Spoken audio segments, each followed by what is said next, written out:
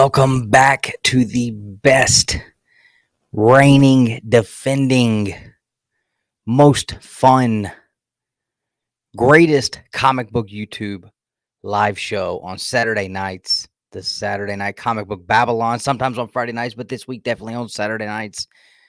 We got a big show planned for you guys. We're excited to be back. The whole crew's here. Hit the like button while the intro plays and stay tuned.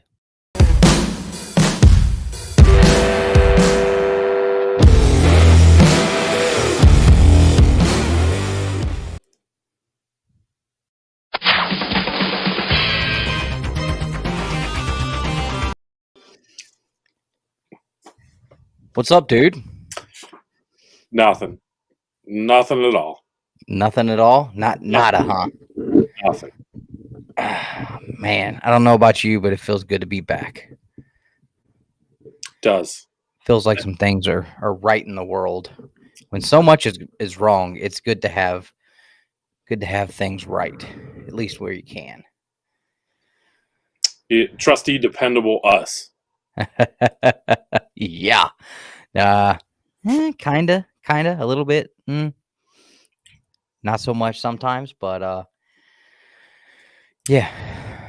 It's good to be back. We're glad to be here. I said the whole crew's here. The whole crew is here. The other half of the crew, well, you guys know him. He's always late. So, but let's get to the chat. Man, it's been a long time. I feel like we haven't done this in ages, so a little rusty here. Real quick, couple things we're going to go over tonight, just so everybody has a good idea of what the show's going to look like. We're going to talk Batman trailer. We're going to talk Doctor Strange trailer. We're going to talk the Peacemaker ending finale. Nick and I have caught up on crossover, and we have not spoke about it together since doing so. So we are very excited about that, especially with issue 12 coming out next week. I've got some nice pickups. Justin's probably got some pickups. I know Nick's got some nice ones. I got a big slab. You know what? I was going to record an edited video to show this book off because it's kind of a big deal. But I'm going to go ahead and just show it to you guys tonight. We're also going to talk about the BroBox. The BroBox is coming back. We got some cool stuff. So we're excited to talk about that tonight as well. We're going to do a little exclusive talk because I don't know, unless you've been hiding under a rock for the last 2 months. Two Bros has got that exclusive. It dropped this week. And man, what an interesting and wild adventure that's been. So we're going to be looking forward to talking about that and talking about, basically, was it worth it? Is it what we expected? And that sort of thing. I probably should bring my wife in here for that part, honestly. But so we're going to be talking about that. What else did I have that we were going to talk about? We're going to do the reviews like we always do. We're going to go, we're going to see if we can crank out the Cbsi,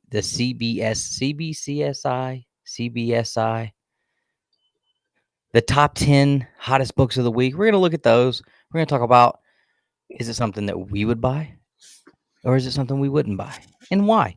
We're not going to tell you to buy it or not to buy it. We're just going to talk about whether we would. And I actually have some news about that going forward, probably coming off the Babble-On. So we do have that coming up as well. There we go. Nice and just me right here. I hope I'm coming through nice and crispy. And hello.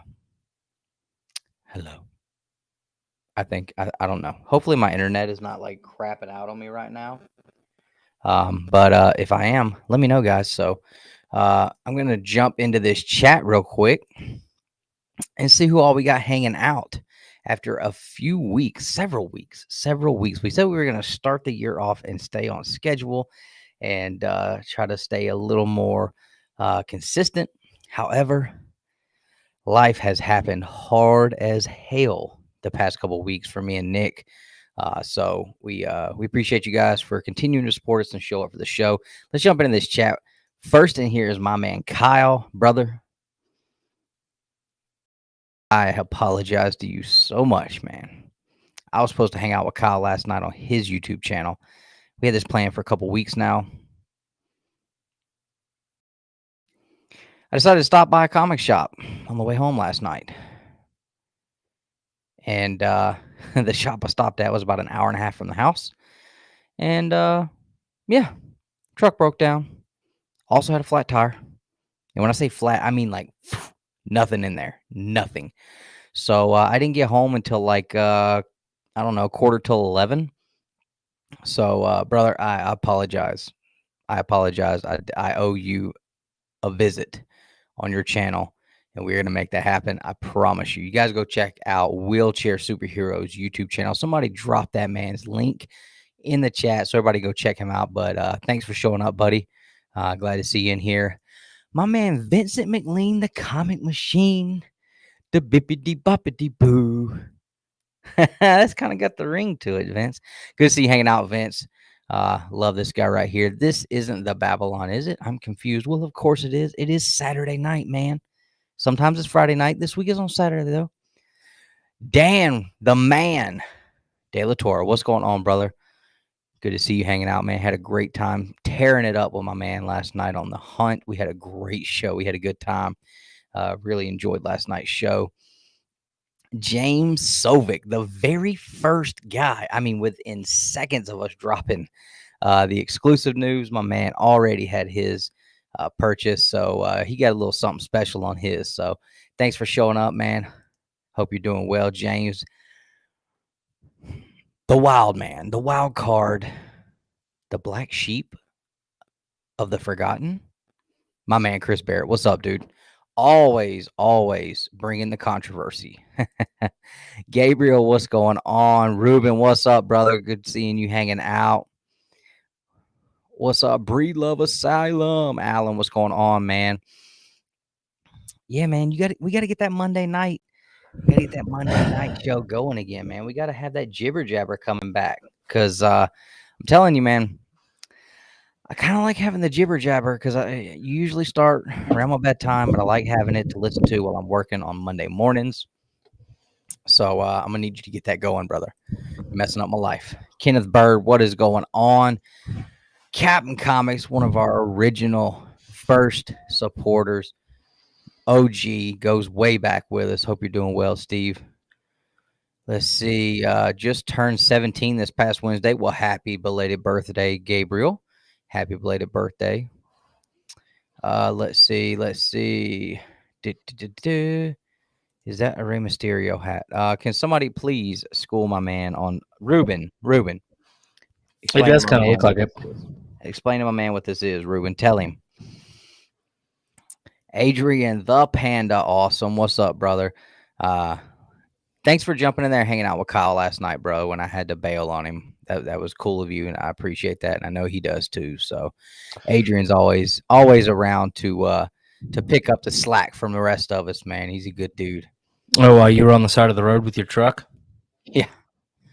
Yup. Let's see the bronze page. What's up? Hey, Dustin, Justin, and Dustin, I was happy to talk to you Wednesday about my autograph book. You were very helpful. Can't wait to get super massive. Awesome, man. Awesome. Right on. I'm telling you, it was so cool to meet so many people that I hadn't met. I got to actually work in the comic shop Wednesday, and we'll talk about that in a little bit too, as we kind of. Oh, here we go. Justin's back. Now the whole crew's here. But eventually we're going to get in here and we're going to just basically just talk about the exclusive, the process.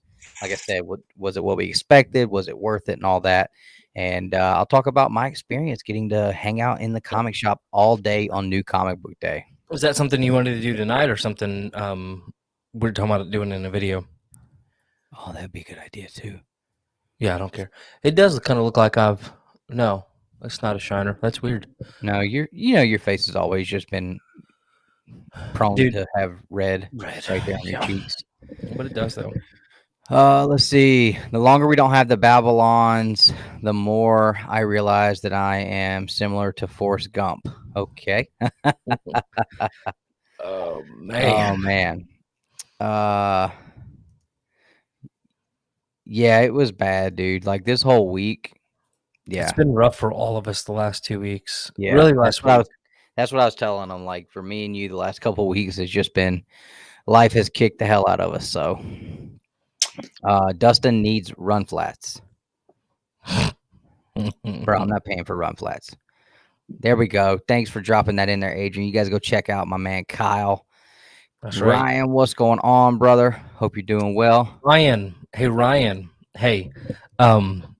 Hey, right Ryan, here. are you about to start a cheer? Right.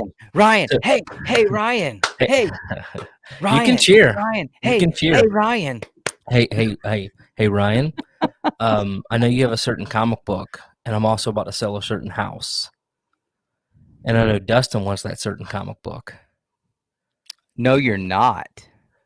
But if I'm not gonna buy his, dude. I'm actually John's actually about to pull a 6.5 in that I'm gonna buy.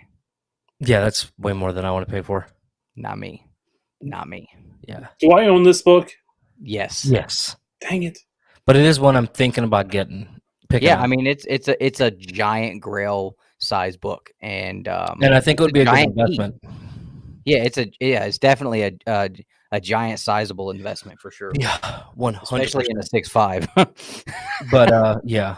Hey, Michael, I saw you in there. What's going on, man? Hey, I believe that was you this week at the shop that had some issues. Sorry, that was on me. For whatever reason, whenever I printed the invoices, it was kind of mixed and matched, and they didn't get everything all at one time. So I apologize, but hopefully you and I believe George, right? It's all good. Yeah. So they ended up getting everything worked out, luckily, with John. So yeah, again, we'll talk about it. I mean, this was a process. This was a process. Yeah, that's right. That's what this is, Vince. Come on, man. It's the White Tiger Ranger, bro. Power Rangers, buddy. Come on, man. Justin, it's good to see you in your gray hair. Hey, what is it about this time of year that just kicks all of our butts, right? I'm telling you. For me, it was last what's year. going on, Brandon? What was it last year, Justin? For me, I was the one who was dealing with stuff at this time last year. Oh, it was. Yeah, yours. Yeah, I still would rather be in this situation than what you had to deal with.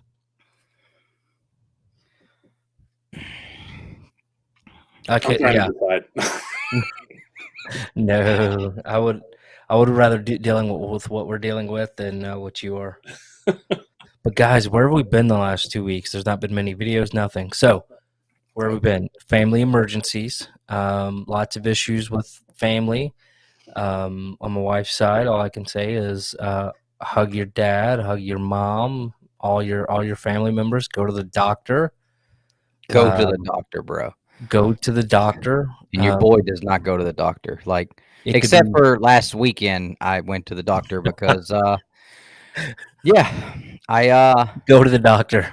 Yeah, I was in the emergency room. I don't know, 2.5 hours after I went to sleep, and then okay, so let's have story time because this is a great story. I think everyone will get a kick out of this. So, you guys can Nick can back me up here. I stay away from doctors, hospitals at all costs. Yeah, always have been. I don't have insurance anymore, and I went to bed last Friday night at about 3 a.m. because I was up going through a collection I bought, which we can also get into that a little bit, but going through a collection I bought. So I was up real late. About 5 o'clock, I feel a horrifying pain in a very testy area. And it's coming right from the right side of this particularly testy area. And it feels like someone is trying to yank it up into my body.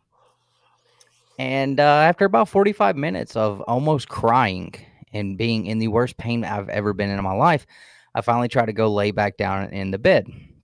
No, it was not a hernia. This was coming directly from the right side of this testy area. So I could literally like reach down and feel like it's kind of moving north, it's trying to hibernate. So I'm getting terrified. My wife wakes up and she starts doing some research, and she says, it says if you are in extreme pain for more than an hour, then you need to go to the emergency room. And I immediately said, let's go, which sent her into a tailspin of fear because usually I'm like, I'm not going to the hospital. We'll just cut it off. Like, whatever. We're not cutting that off. We're not cutting those off. Okay. So we go to the hospital. I get there and I walk up. I walk up to the ladies in the waiting room. And of course, they see people coming in there in pain all the time. And they're like, what's your name? What's your date of birth? Social security number? What size shoe do you wear? And I'm like, look, I feel like this thing's about to explode or something. And so I'm walking, just pacing in this waiting room. So they sit me down. They start asking me questions, and they immediately think that I have testicular torsion. And that's a medical term. So I feel sick just thinking about it. Ugh. And the problem with that is you literally have about an hour to get that immediately fixed through surgery, or you're going to lose it. It's gone. So while walking around in there, and then I get into the emergency room, the waiting room, and this is how much pain I was in. And Nickel, again, he'll be able to testify. The lady says, all right, I'm going to need you to drop your pants. She didn't even get the word out, dude. They're on the floor and I'm on the table. And she just goes, okay. I said, look, this is not good. I need you to fix this. So she's like checking me for a hernia and this, that, and the other. And I'm like, it's not a hernia. It's not a kidney stone. It is that one thing is hurting. And that pain has caused everything else to hurt.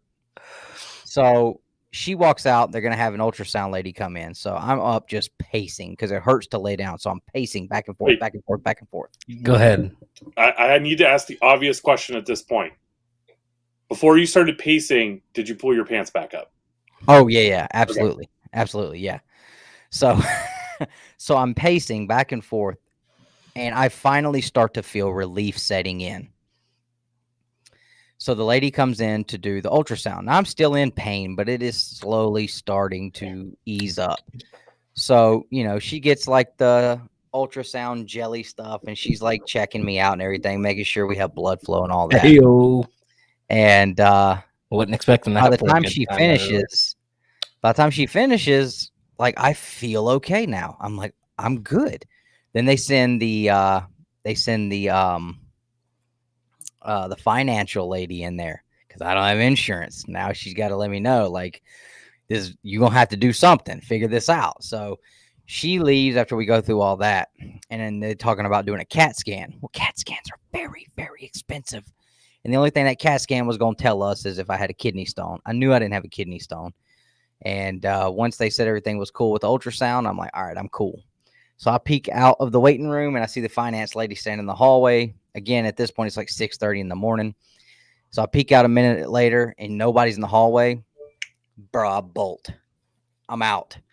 So I'm sneaking down the hallway and I find my way into the pediatric emergency side of the hospital, which has an exit to the outside. But it's all dark. All the power is shut off. I mean, they've got chairs stacked up in here. And I'm like, how am I going to get out? I can't go out the emergency waiting room because they're probably going to be like, what are you doing? And so I call my wife. I'm like, yo, baby, where are you at? She said, I'm out in the waiting room with Hagen. I was like, all right, look, go to the car, bring it around to where we came in. I'm trying to get out this door right beside the emergency entrance. She was like, what do you mean? Just can't, did they release you? I said, no. Get the car and meet me over here by this door. And she's like, what are you doing? I said, I'm getting out of here. So I finally look at the door. Like, the door's not automatically opening when I walk up to it. So I see it's got one of those deals where you wave your hand, door opens. I said, hold on. And I waved my hand, the door opened. I'm still on the phone with her. I said, hey, I'm out. I'm going to be at the car in a minute. So I go out and she meets me at the car. And she's like, what are you doing? I was like, let's go. So I escaped from the hospital. I dined and ditched at the hospital. We went and got a Martin's biscuit, went home, ate that, and I went to baseball practice. So, and that was how my weekend went last weekend. Good Lord. Okay. that was just the kickoff to an extraordinarily horrible week all week. So, quick question for you. Did they not take your like license and all that stuff? Oh yeah, like they can definitely bill me, but they weren't getting me on the CAT scan. That was my whole Okay. thing. Like you're not doing the CAT scan on me. I was just like, nope, y'all gonna have to find me. I gave you have some of my information, but you're gonna have to find me, bro. Like I fixed it. Y'all didn't. Y'all could have just told me, hey, walk it off, homie. I mean, at the time, I probably wouldn't have been like, we ain't walking this off. Like, but yeah, it was horrible. And all day Saturday and Sunday, I was just sore from the trauma of it. So that was the beginning of the horrible week that we had for me anyway. So just to give you guys an idea of how this week has gone, and it is literally just like snowballed all week long. I mean, one thing after another. So Yeah. I had a whatnot sale and sold the books to a gentleman. Tried to reuse a box that someone sent me a pack of books in that was absolutely perfect size for these to keep them snug as a bug and safe. Pulled the packing slip off. We didn't realize that there was another packing slip under it. So when we were packing getting everything loaded up, we said, okay, that's got a packing slip on it. We're ready to go. It's got the shipping label already on it. That was the shipping label that someone put on there to send the guy I bought books from books. So this guy's books went to the guy I purchased books from because the label someone's used to send him books was on the box. All week I have been sick to my stomach, physically ill, trying to figure out where this man's books were and why I can't find the right shipping label, tracking number, and all that stuff. Finally got that fixed today. I'm going to actually do a video on that because I want to give the guy that the books went to a big shout out because he really could have been a jerk about it and got over on me and made some quick money on the books, but he was a stand-up guy and he's making it right. So that was probably one of the best things that happened this week. Am I breaking up or in grainy or? No, I mean, you were a little bit ago, but I mean, you're fine now. Okay. All right. I saw you go a little bit fuzzy. So I was wondering if it was my stuff, but Let's see now. Justin's fuzzy. I don't know. Justin's always fuzzy. We'll get through it. He just doesn't shave anymore. But Yeah, anyway, man. So Nick, what's going on, man? Well, I mean, it's waiting now, right? We're going back tomorrow so she can see folks. But we did literally within 2 weeks decide to buy a house, sell a house before all the terrible stuff started happening. We listed our house on Tuesday, stayed over at our in-laws' house who were not there. They've been in Louisiana and Atlanta until Friday, but sold our house Thursday, supposed to close next Friday. Oh my God. And this comment from Panda.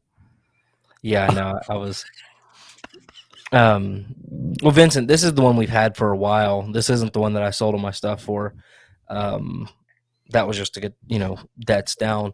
But I was worried about the interest rates being hiked up real bad. Everybody's been talking about it in March, and obviously now that's not going to happen because of that FOMO got a hold of Nick. Well, it got a hold of me, and it did. It was every single thing has been in that route has been perfect. Just so time consuming, man. I mean, all cash offer on the house. Nosh, what's up, brother?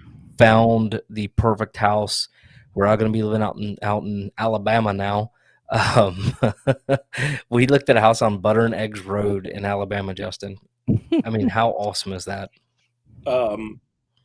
There's still enough room for me, right? Oh, for sure. Plenty of room now. You could probably have your own bedroom. House. Nick buys houses and cars the same way. He goes in for an oil change and leaves with a brand new one. Like it's a quick thing. And here I am, like had to fight my wife last week twice. I had to convince my wife we don't need to buy a new truck right now. We need to wait. Oh yeah, I mean, I bought both cars in probably less than an hour total. And in this house, we looked at 5 total, and we did 2 days of showings, and everything was like boom, boom, boom. So, Right, but that's what planning like. I mean, we I mean, you guys have been preparing for this for well over a year now, just Yeah. getting ready. And, I've been doing the same. I mean, I figure when we decide that it's time, it'll be the same. Yep. So, but that's good. News. The house looks good. I saw pictures of it. Yeah. So hopefully, like what you saw is stairs. So you're gonna really love that. What now? I said it's got a lot of stairs. It looks like, so you're gonna love that. I love it. Well, I was doing really good with like going to the gym. I dropped 15 pounds in a month, going to the gym every day, doing really, really well. And then all this stuff happened. I haven't been to the gym in a week and a half, and I feel worse than I ever have. But no, good news, guys. Check it out. Oh my God, it's back. It's back. Coming back. So, for what that's worth, it excites me. I had to get nice and shaved for the third DC video I had to record. Hey, congratulations, Blue Hellion. My man Dan is now a manager, got that promotion. That's what I'm talking about, brother. Go buy you a big old book. Go buy you a big old book to celebrate, brother. Congratulations. Yeah, and on top of everything else, work. Forget about that. But anyways, no, let's not talk about problems. We're just glad to be back. Yeah, let's get into some comic books. Nick's got some big pickups, I think, right? I don't think they're big. I know one's pretty cool, and it's actually going for a sizable amount if I saw a post correctly earlier. Show off some Mad Cave stuff that we're going to give away that we did in a video. I still can't show some DC things yet. We're still waiting on approvals. We'll still get into like some of the BroBox stuff and when we're going to do the giveaway for. So we are going to do a February BroBox. Yeah, do have everything back there. But I did re-record. That's why the green screen's out, because DC doesn't like it when you have Marvel stuff behind you. Go figure. Hey, cool collection, but that doesn't really fit in. Basically. And they're like, can you blur it? And I'm like, but it's, they're like, what about the other side? And I'm like, I'm just going to record it. Re-record it. Sorry. Nothing I can do. We're real close to not being friends anymore. I told Vince we're real close to not being friends anymore. But yeah, now I got to keep my dog in here because we have another dog that we're babysitting. That so she'll be in my lap all night. But anyways, pickups. Who wants to go first? Justin, you want to jump in with pickups first, brother? Yeah, it's because I don't think my stuff's as good as your guys', so I'll gladly go first. Go on with it. All right, so let's go with the weekly stuff first, right? Okay. No. We are Justin's nipples. I don't get it, but okay. You don't get it. If he moves in the right spot, we are his nipples. Oh, it's not showing on my end the same way as yours. Oh, okay. Silver Surfer Rebirth #2. Justin and I are going to talk about that. #2. Shang-Chi #9. Phoenix Song Echo #5. Miles Morales Spider-Man #35. I think this is the only copy they had left, which is why I got that Gwen variant. Gay, Batman Eternal is such a good read, dude. Oh, I love that cover. Alex Ross killed that one. I didn't see it at the shop this week, but he did a Hulk. He's done a Captain America and the Iron Man and another one, and they all look great together. I read spoilers for this, and whatever's going on in this storyline, because Lord knows I'm not reading it, sounds kind of stupid. Like Cosmic Iron Man or God Iron Man or something? Yeah. Hey, what's up, Southern Comic Geek? Ooh, Dark Ages #4. And this is the only cover they had left. Man, I tell you what, that was on the shop wall this week, and I didn't grab one before they were all gone. X Deaths of Wolverine #3. I think it's #3. Yeah. I was missing this one, so I had to pick it up. Amazing Spider-Man #85. Last Session #3. Berserker #7. Battle Cats #6. Department of Truth I don't even know what number we're on at this point. 16. I quit reading that after halfway through issue 1. Out #5. And then we got second place #3. It's a Birch book. Hey, I made that logo. I'm really proud of it. Look at that. Did you really? So you can make comic book people logos, but can't make us any. Yeah, we see how you are.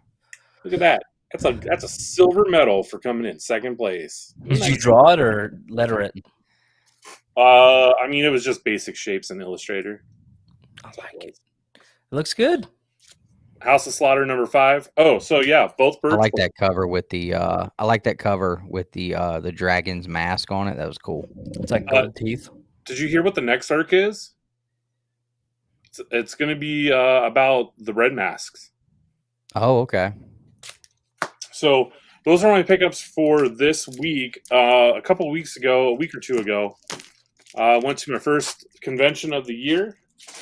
I'd like to show off my pickups for that real quick.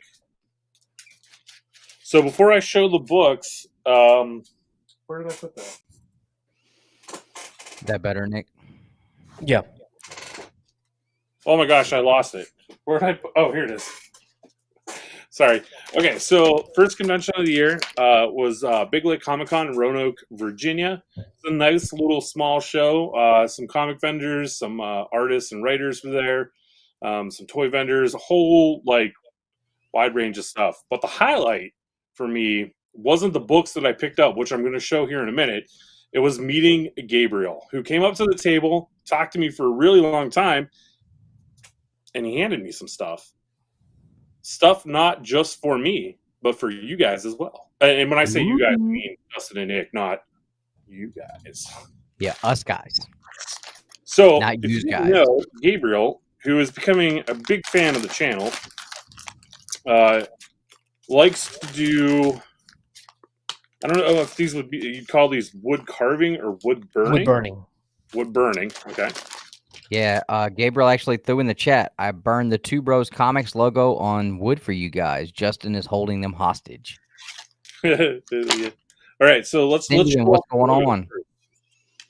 Right. So we got these. Wow, that's awesome, Gabriel. Yeah. Thank you. There's a third, so I'll make sure you guys get. I mean, he got the actual font perfect and everything. Thank you, sir. We do appreciate that, awesome. Gabriel. That's awesome. But that's not all. We also got a Spider-Man here. Dang, that's sweet. Look at that. Yeah. What up, Sendang? It's Spider-Man, so. A Daredevil. Awesome. I got to talk about some Daredevil tonight. That reminded me. But yeah. That's awesome. Cool. And then I think I know what this is, but I'm hoping Gabriel will be able to help me out. Is this supposed to be the Mothman? I wasn't sure. I apologize. I think it's the Mothman, but I'm not. Am I holding it the right way? I bet you might be holding it. No, it's Batman, right? Batman, bro. Turn it again. Other way? Nope, other way. Oh, now I. Justin, that took all of 5 seconds to see it. Right? That looks awesome. That is killer, man. That is killer. That's. I apologize. Nice. That's my bad. We knew what it was, Gabriel. Yeah. Thanks, Gabriel. I'm sorry. I'm trying to figure out if I should try to fight Justin for Spider-Man or not. Yeah, I mean, I'm becoming a real big Spider fan over here. We're we each get one of these, so we're gonna have to. Well, I already know which one Dustin's gonna get now. We're gonna Rochambeau it. Yeah, there we go. I'll be bringing these with me to Lexington, so awesome. You guys can get yours. Thanks, Gabriel. That was super killer, man. Appreciate you. Yeah, it was good to just talk to him too, right? Like, yeah. One of the questions he asked was if he wanted to know if he was the only fan of the channel to come up to the table and talk to us, and I told him, so far you're the first. Oh me, that's awesome. Well, was your con good getting to the table it? Yeah, I did table at it. It was really a convention to give up. So we had to find a spot to put us in.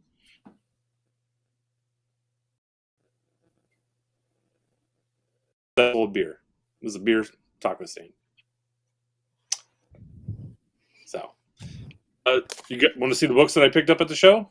Is he frozen, Dustin, or is that us? No, he was freezing. Okay. Shake your hand, Justin. Do something. There we go. He's good now. You were in and out. We heard beer and taco stand. Had a great time. More beers and tacos. Hey, you're cleared up a lot now. There you go. All right, hurry before it goes away. Okay. So here are my pickups. I got Spider-Gwen 15. This is Spider-Gwen 25 with that lenticular cover. I really wish I liked those more. I just can't get into them. Spider-Gwen 29. Spider-Gwen 31. I picked up a copy of Amazing Spider-Man 175 because that's sort of what I'm trying to focus on. I'm almost there. A copy of Avengers Annual number 10. I can't show it because I had Michael Golden sign it since he was there and just handed it directly to CBCS. Nice. Rated. And then I bought this book. So I bought this. Good old Amazing Adventures number 11. Oh, I need another one of those. I had to sell mine. I bought this with the intention of getting it signed by Jerry Conway because he was also supposed to be at the show. But I didn't find out until after I bought it that Jerry Conway canceled his appearance. Is that your second copy? This is my first copy. I've never owned this book before. Okay, I thought you had bought another one while you were there and already had one. Did you express my feelings towards that man to him, or if you do see him, just let him know how I feel about him? Yeah, I'll tell him that he ruined Spider-Man. Yeah, you saw the video, right? Have we talked about that? I did watch it. Mother effer ruining Spider-Man, and then gonna bring him back in some type of BS clone, and he's such a B word. Punisher was cool for all of the 2 books he's been in so far.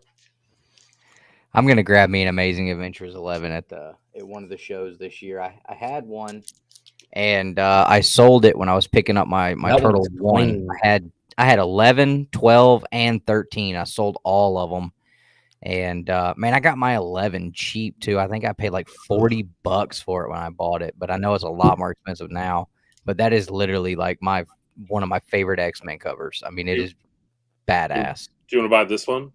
I do. How much did you pay for it? Just tell me after the show, or tell me now. Yeah, I think I bought this in the Avengers Annual 10 from the same booth for $375 total. Yeah, I would definitely be interested in buying it from you if you're serious about selling it. Justin, $375 for it. Tell him that's it. I'd like to have a copy, but I like the idea of having Jerry Conway sign it is the major appeal to me for it. Okay. So if I can't get Jerry Conway to sign it, well, yeah, I mean, I don't know if you can see, but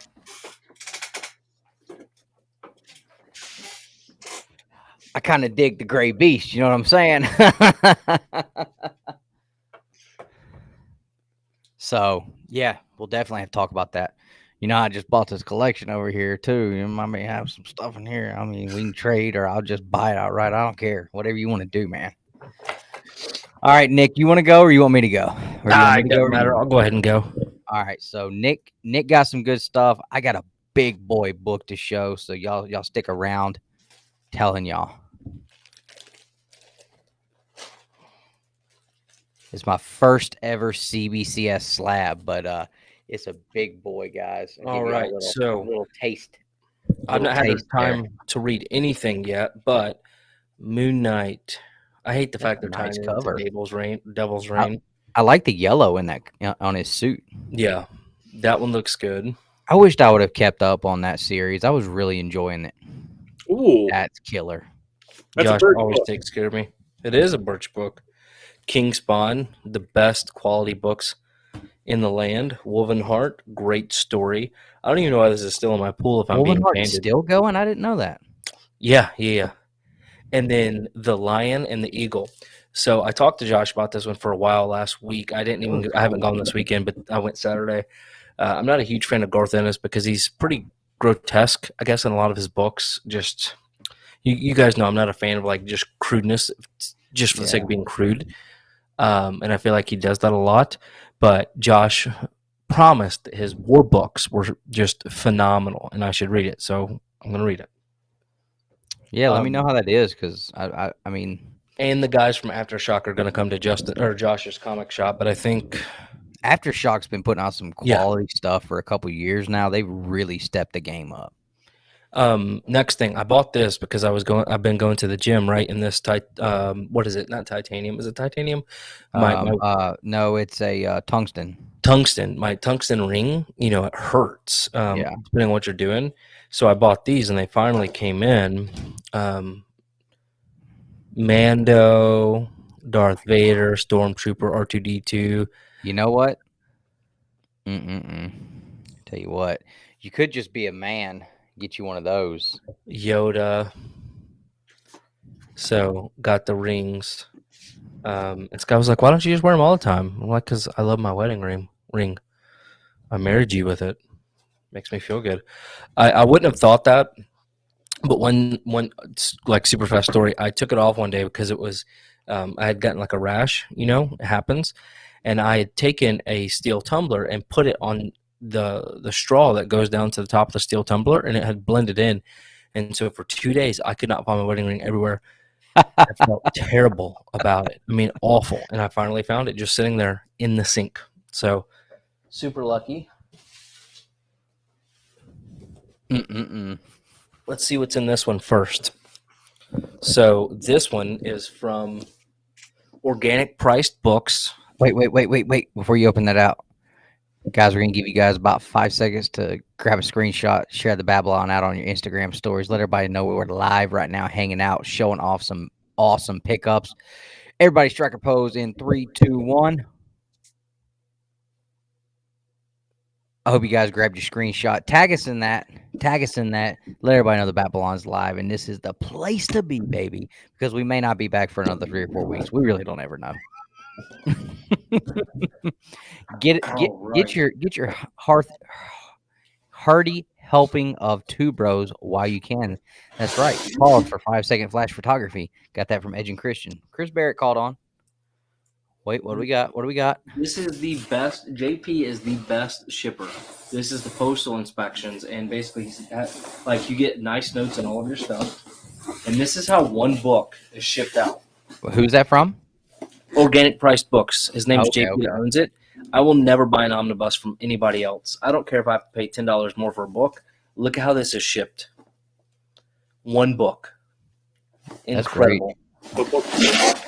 I've got some omnibus coming in next week. I'm hoping that he packed them just as good. But one book. We'll see.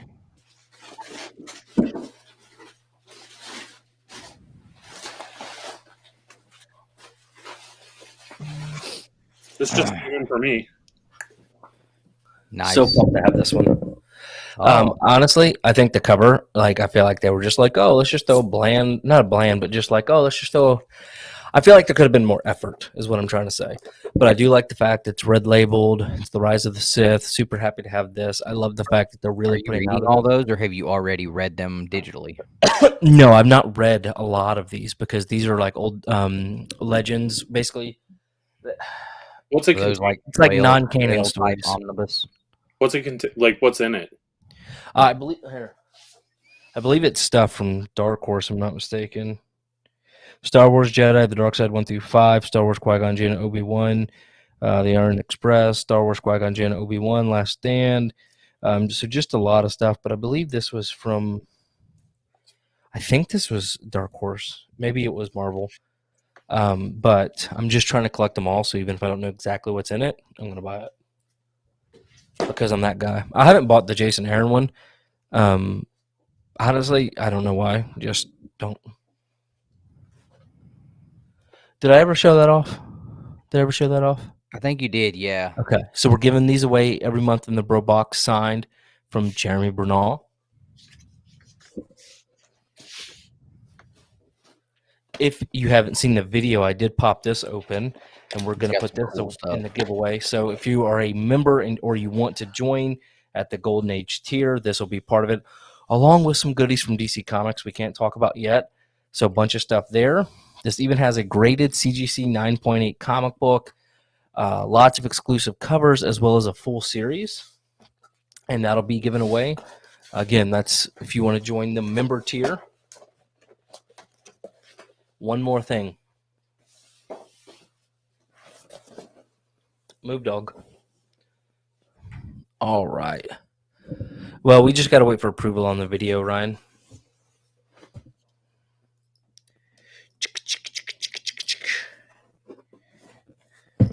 Come on. Sorry. It's not. Come on, John Tyler Christopher. You were using some serious stuff. Oh, I'm suddenly not very excited for this slab. What? Nothing. What'd you say? I'm suddenly not very excited for this slab anymore. Why? I thought you'd love these kind of things. What's up with it? Justin's not. He's not digging the slab. Paisley, I see you back there. Dude, the tape. Wait, what's the dog's name? Paisley. Paisley. After Brad? Probably. My wife always wanted to name a daughter that, and I hated that name, so we named our dog it. Just saying, we went to the same high school, that's all. Oh, that's cool. Was he a dick? Oh, I don't know. He's like 10 years older than me. Oh, okay. Wow, look at He's that, super dude. short. Look at this. Like in an actual cardboard shipper. Yeah, Very you've nice. never seen slab mailers? Not from this guy. Oh, okay. Have you bought from him before? Yeah, a few times. Probably just broke it because it just shifted really hard in there when I did that. I don't know if you could hear it. Oh, that's cool. Old Yeah. Boogerfoot. Old Boogerfoot. I am less excited to own this than I was. How long has Boba Fett gone on? 7 episodes, 8 episodes? Than I was 8 weeks ago when I ordered it. But no, That's it looks. a relatively new book, correct? Yeah, he just started shipping these out. Okay. Yeah, I got it directly from him. Benny Whitlock, what's up? What's up? Does anybody know how much these are selling for? This is the second printing Christopher variant A Star Wars War of the Bounty Hunters number 498, signed by John Tyler Christopher, which I don't know where he signed it. Oh, I guess right there to complete the body. Yeah. That's pretty cool. Yeah, he has like a really tiny signature. I remember when you bought the last signed one from him. I think it's still up on Josh's wall. Yeah, I remember it was really small like that too. James is saying 500. What? Is that for the first print though? Because he only had like total like 2 first prints that weren't damaged. Mm. But then he Yeah, also I remember. What was the first one you bought? there was a orange Luke- one, a blue Luke one. Skywalker. Yeah, but I didn't like the lightsaber on it, so that's why I got Yeah. rid of it. I think I sold it to James Skeffington. Maybe I didn't. I don't know. I think my shop's got the Yoda. Oh, for real? I want the Yeah. Spider-Man one. Yeah, I think my shop's got the Yoda, but it's raw. James, by the way, man, I'm glad to see you. I haven't been able to read as much manga, but every time I get ready to read manga, I'm like, I need to talk to James. Barbarian Kung Fu says missed a great sale up and coming. Wow, where at? Was it at a shop? I didn't know there was a comic book shop in Cumming, Georgia. So that's right on. Right on. I hate I missed out on that. I wouldn't be able to go anyway. I was swamped today, but And didn't have a hope truck. you picked up some cool stuff. Vincent, am I watching Demon Slayer?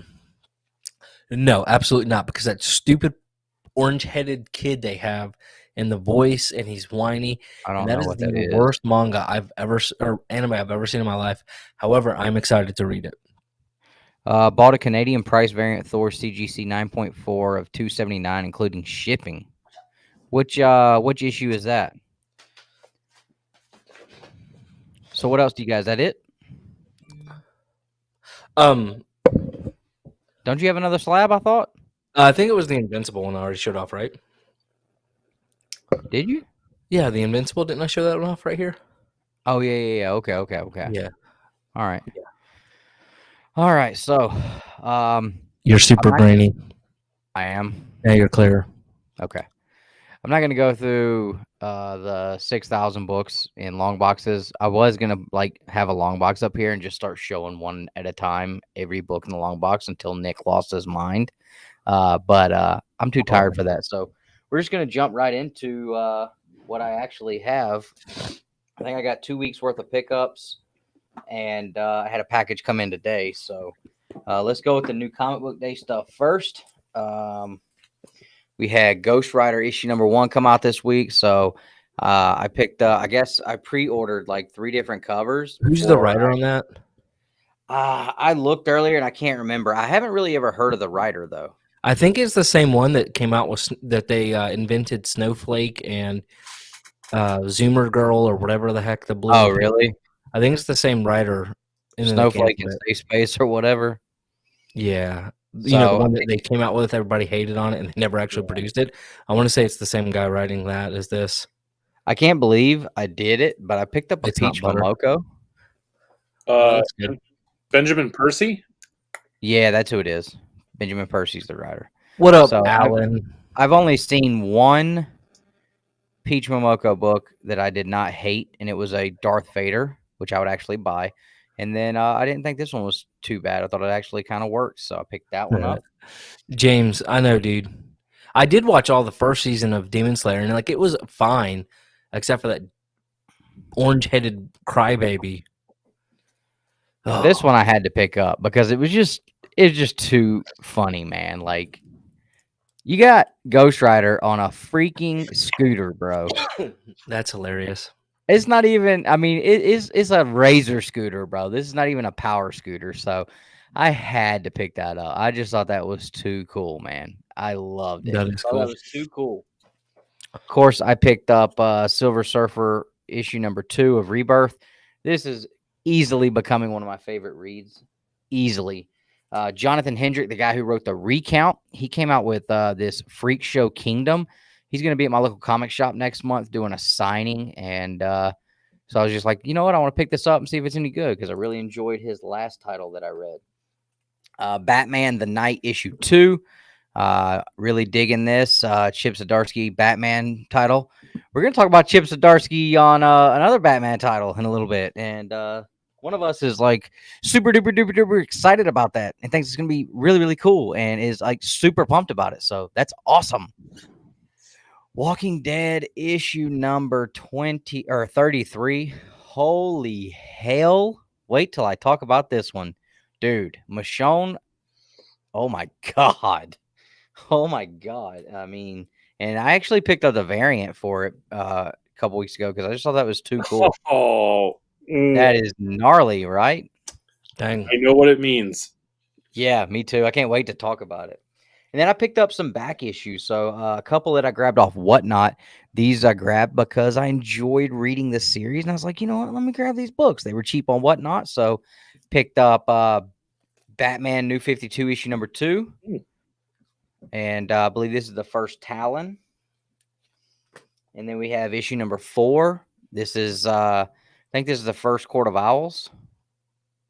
And I love that Talon cover. So picked that up. Picked this one up a couple weeks ago. This trading card variant. A lot of people hate on these trading card variants, but you know what? I thought this was a really good looking book, and I'm doing a pre-screen for 9/8s here soon with Justin, and I'm probably going to throw this in there. I just don't understand that like you have that beautiful cover, and then you throw it in a stupid trading card frame. Come on. I kind of like it, man. I think the colors. I mean, it really looks cool. It kind of gives it a 90s feel, and I dig it. I just feel like they ruined great art. All right, get down, dog. Pick this one up from Corey. Do you have beans? Uh-oh. That's going to go in the 9.8 pre-screen. By the way, The Mandalorian just announced they're getting their own comic book adaptation. Fine. Right on. It is, I believe the guy that, what's his name? Everybody seemed to like him. I didn't really care for that book. What is his name? Rodney Barnes. He wrote the vampire book or something, like What's Killing Philadelphia or something. Philadelphia? Yeah, Philadelphia. That's what it is. I hated the book. I didn't hate it. Like, I just didn't get into it. I tried.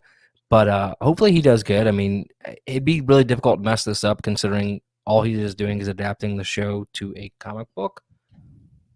It's already there. But just saw that happen yesterday. Razor Scooter of Vengeance. I love it.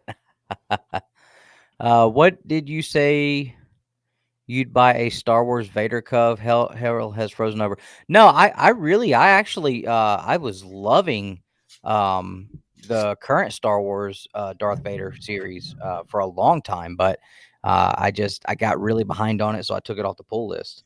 I found this for $1 at my local comic shop. It's a Marvel Masterpiece print of the Thing from the 90s. And for $1, there's no way I could have left it there. For $10, there's probably no way I could have left it there. So I just really think that was super cool. Digging that. I like that. And a few that I found in this collection that I purchased and decided to hold on for a while too.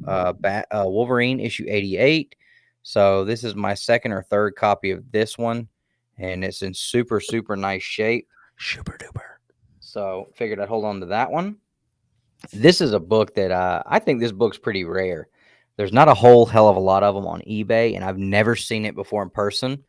And it is Tooth and Claw, Venom versus Wolverine issue number 1. And I put this on Whatnot, begrudgingly. And I told them, and you can see right here, I priced it out at $25. If it'll show, $25. And I told them, I kept looking at it, and every time I get to this one in the box, I would flip past it because I'm like, I don't know if I want to sell it. I told them, I said, look, I'm gonna put this up, but I'm gonna put it up at the I don't really want to sell it price. I was like, if you really want this book cheaper, you go buy it somewhere else. But if you want this one, it's gonna cost you $40. I was like, for $40, you can have it. Nobody bought it, so I was like, all right, cool. I'm gonna get that one graded. I'm gonna put it on the wall. I just think that is just a kick-ass cover. So, and then you guys know I was reading Uncanny X-Force, and I really got to where I was enjoying Phantom X. And Justin and Ryan and I were backstage as I was going through the collection. They were just hanging out with me, helping me, like, spot little, keys here and there that I didn't catch. And lo and behold, I had 2 copies of this first appearance of Phantom X. So naturally, I kept the nicest looking of the 2, which they were both really nice, but I kept the nicer one for myself. The other copy is going to be actually up for sale in the morning on Whatnot at 11 a.m. Eastern Standard Time on Two Brothers Comics Whatnot channel. So I kept that one for myself. And then his first cover appearance, I kept it as well. But hold on, it's upside down. That is just a killer cover. Phantom X is super cool. At first, when I started reading it, I thought Phantom X was weird. I was like, I'm not digging this guy. But the more I kept reading Uncanny X-Force, he's pretty sweet. I dig it. He's cool. Last night on the hunt, I was going for the cover championship in a 5-way battle. The champion is my man, Russell. Fivesome. Who Dat Comics and Movies. Now, for the cover championship, there's a theme, and everyone has to buy books that fit the theme. Being February, Russell said we're going to do black characters on covers. I told him, I said, bro, are you serious? I said, because I saw a book in a box a couple weeks ago, and I was just looking for a reason to buy this to use it on the hunt, and you just gave me the perfect category. He said, bro, whatever it is, I got it. I said, you don't have this book. I know for a fact you don't have this book. Nobody's going to expect this book. I said, and it is going to turn heads. So, ladies and gentlemen, I present to you Female Force, Oprah Winfrey. Good God. Oh my gosh, people were dying when I showed this last night, and Russ just died laughing because he knew I got him. So can you do me a favor? Can you actually open up and tell me who the writer on that is? Sure. This book is the reason my truck was broke down at a comic book shop last night. I went there just specifically to buy that book, and yeah. So this is Joshua Labello. Who's the letterer on it? Wilson Ramos Jr. Okay. I was really hoping it was going to be a Justin Birch book. No. I can tell you stories about this publisher backstage. I saw that cover and I was like, that is going to be hilarious to use on the hunt. I just don't know how I could, like, it's got to be I've got to have a way to pull it off. And the character that I portray, like, I can pretty much pull off anything, and people are gonna think it's funny or whatever. So, but there is some stuff here purchased off of Whatnot from one of our members and our buddies, Corey. Do you have beans? You guys can follow him on Whatnot as well. And there's something in here for me, and then there's something in here for the members. So if you're a member of the channel, make sure to hang around. Now, he said this was a super high grade copy. It is actually sandwiched between a clear backer board, front and back, so that's nice. And honestly, after I bought it, I was just like, man, why did I buy that? And so I'm probably just going to put it on Whatnot for exactly what I paid for it. But we have Godzilla issue number 1, newsstand, super duper clean copy. I mean, very, very nice copy. Newsstand, Godzilla number 1. And like I said, it's got a clear backer board front and back. It's got some kind of a printing error, though. Like that's like where the printer grabbed it or something. So that's crazy. And it's also at the top. Huh. So that's different. Now, the one I got for the members, this is going to go in the BroBox probably for April. As I talked about, we are going to be getting sketch covers done for the BroBox every month, different artists. But there's one artist specifically that I talked to that I kind of contracted to do more than one. And the first one that he's going to do is Joker, 80th anniversary. So we're going to get a Joker sketch from Austin LeMay to go in the BroBox for April. Austin has agreed to do a few different sketches for us as the year goes on. And we're going to get him to do this Joker 80th anniversary first. So that'll be available for the Golden Age tier BroBox members for April. And we'll talk about this month's giveaway in just a minute. Last thing I'll show off, and then we'll get into some of the topics. I bought a Slab from my boy, Sean. A lot of y'all know him as Yahweh. I bought the Ghost Rider number 1 from him, 8.0, that he made me think he dropped on the ground and broke the slab. I bought the 8.5 Iron Fist 14 from him. And I also picked up, now I made a deal with him on this book before the Doctor Strange trailer came out, before all the craziness happened. This was not a FOMO buy or a spec buy or any of that. I wanted it. He had it. He was trying to trade it at that Atlanta Comic Convention, and they were trying to rip him off. And I was like, got in his ear. What do you want to do? And we made a deal. So I got the first appearance of Deadpool, baby. First appearance of Deadpool. My first ever CBCS slab. So that was really cool. I'm super happy to have that. But that's pretty much all I picked up in the last couple weeks. So you forgot to show the grade. Nobody wants to see the grade. Everyone, I want to see the grade. We got 21 people hanging out. I need to see some. Let me see some fire emojis in the chat if you want to see the grade. Fire emojis in the chat, please. I'll tell you what, it was so fun running the Whatnot sale for the exclusive Wednesday. I kept telling them, like, hey, you guys want to do a giveaway? Throw fire emoji chats in the chat so that I can get John to give us a giveaway. I don't see any fire emoji chat. There's some fire emojis. Come on now. Let's see some fire emojis in the chat. Jamie Hall, what's going on? Thanks for popping in. So here we go. I'll show you guys the grade if you really want to see. It's nothing special, guys. It's not that big a deal. Okay. First appearance of Domino. I mean, there we go. Domino is copycat. Huh? Oh, it is Domino's copycat. You're correct. I stand corrected.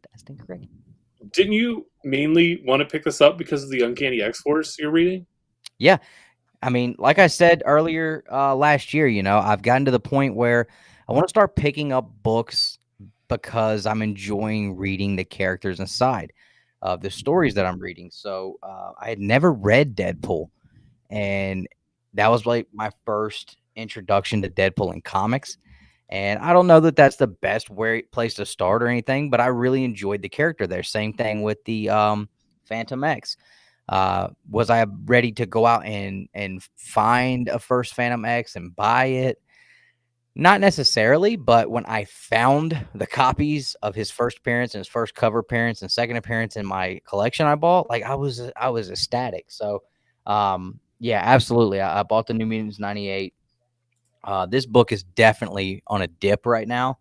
Well, it was. It was. And you know, I did the same thing that I always do to Sean, and it's never on purpose, but anytime Sean has a book that I want, he knows the deal. As soon as we make the deal, the book shoots up. Like I got the Iron Fist 14 from the guy in an 8.5 for $200. That book's touching $1,000 now. I got the 8.0 Ghost Rider #1 from him in an 8.0 for like a little less than $500. That's over doubled in price at this point. And I picked this up from him. I mean, stupid cheap for a 9.8, especially. So, you know, like I said, it was one of those that I enjoyed the character in the comics, and I enjoyed him enough that I was like, okay, you know, I love the movies, of course, and I definitely think this book is going to do a big 180 and spike back up. It was just the right time to buy it. It was just the right time to buy it. So, book went from being 2,800 in a 9.8 down to like 1,800 in a 9.8 in a year, and I got it for under 1,800 by a decent amount. So I was happy with the purchase. He was good with the sale, and so I gotta shout out my boy again, man. He hooked me up with another big one. It's good having a personal dealer. I can tell you that. It's nice to have a personal dealer. So it's probably how Justin feels with me. Yeah. Right. No doubt. No doubt.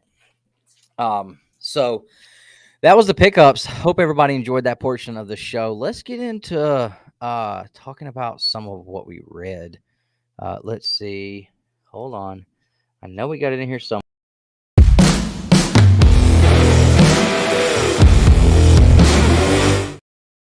Nope, that wasn't it.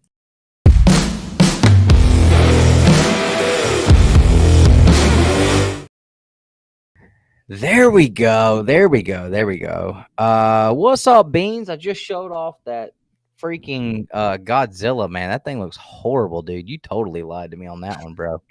I'm about to definitely hit you hard on the ratings on that one, brother. So Nick said he didn't really read anything, but just Spider-Man. I'm only 6 issues behind on Spider-Man. I didn't but get you that are video. caught up, correct? Like you are current on crossover, right? No, I'm 2 issues behind on crossover. I think I got to 9. Well, we can still talk about it a little bit. Oh wait, I read the first trade of Radiant Black, but I don't want to be spoiled for this. So we're talking about crossover. Isn't cross? Oh no, sorry. I get crossover and Supermassive and Radiant Black all confused. Yeah, crossover is the Danny Katz book. Sorry. Just the Danny Coat. For about 26 hours, our password for all of our YouTube stuff was "I love Donny Cates!" ! Yeah. So, yeah, I mean, I've not really been bashful about my feelings towards Danny. Now I've gotten to where I can't not call him Donny Cates. But you know, when I found out that Negan was showing up in crossover and that he is killing people, important people to the story, it piqued my interest, severely piqued my interest. So I was like, you know what? I kind of want to see what's up with this. And Nick actually started reading it before I did. We both decided to catch up on the story. I am currently current on it, and I'm caught up. And this week we get issue number 12. So I'm looking forward to reading that. But after getting past the first couple of issues, which really is what made me stop reading the series and caused me to really have a dislike, a major dislike for Donnie. It actually got really good. Yes. I really enjoyed several different aspects on and the way that it gradually elevated and evolved, the character development, the Easter eggs, the pulling from comic book history, which I will say Donny Cates is a pro at, with bringing back Yep. not as well known parts of comic history and trying to make them relevant in his stories, especially stuff that that you can tell he liked and nobody else really cared for, and he has the opportunity to make them cool in his story. So that's been really good. I tell you what, when I got to the issue where I'm you still see here. the zombies from Walking Dead and they're in black and white and everything, like, that was killer. I loved it. Yeah. I hated God Country. I think it's the most overrated comic book that people love, honestly, and that's like straight up and down. Like, not me being a jerk or just trying to put on. Like, I do not get it with God Country. I don't understand people's deal with it, but that's just me. But yeah, I really like what he was doing with the writers and basically writing himself into the story. I don't know how to. I don't know exactly what the words are. I'm trying to talk. He really did a good job of bringing making it feel like this could be our reality as much as we love comic books, right? What if all of a sudden a gateway opened up into our world and all the characters we loved now were in our true existence. Right. And you would see writers like Donny Cates or Chip Zdarsky, which is pretty cool. They even used his actual name, not his pen name in the book. Yeah. Stuff like that. So it was very, very interesting. The story did get better. After the characters recognizing the writers that wrote them and them like getting pissed off because of how they were written and stuff like that. Like, I thought that was very, very good. I thought it was super cool, and he was very clever with some of the little things he did in the comic book trope he added in there. The whole deal with the secret Comic-Con. These kids all get together in this alleyway and watch the Mask of Zorro every year. And I'm like, the comic book, the Batman tropes, the alleyway, the pearls, the Zorro mask, like the comic shops where people were bringing in their comic books and the guys like they're all worthless 90s garbage. Right. That kind of stuff. That was pretty funny. Yeah, for sure. Even though he did work at a comic shop for a while, even though he got fired multiple times apparently from that comic shop per the owner. But yeah. Yeah, Vince, that's yes, the fourth wall breaks. Absolutely. Yeah, so I mean, it was surprisingly really, really good. And he doesn't really involve. If you look at the covers of the books, you would think he was going to be involving and bringing in like these big characters, Spawn, Savage Dragon, but you just get these little glimpses of, oh, that looks like Batman, or that looks like Spawn, or that looks like Spider-Man's arm. But he does all the work with more or lesser known characters and gives them a spot in his story to shine. He writes them well, and he makes them very likable where they weren't in their own story. What is the name of the team? Oh my gosh, I'm blanking out. The Comebacks? Something like that, I think. It's been a minute since I read up to current. They got canceled like almost immediately. And apparently nobody liked them, didn't think they were cool, but they have a freaking van. You get inside the van, and I mean, it's literally a mansion in there. Like, they make them super, super cool and very likable, where they weren't in their own story in the 90s. So I think he's done some really clever stuff in there. And so what you're saying is Donny Cates is a very good comic book writer. I would say he wrote this one well. Let's see how he finishes before we get in here and start getting. He's a great writer, just slow on the finish. Yeah, and he even makes mention of that. He's literally in there saying, like, they've got me locked up here. I can't write an ending.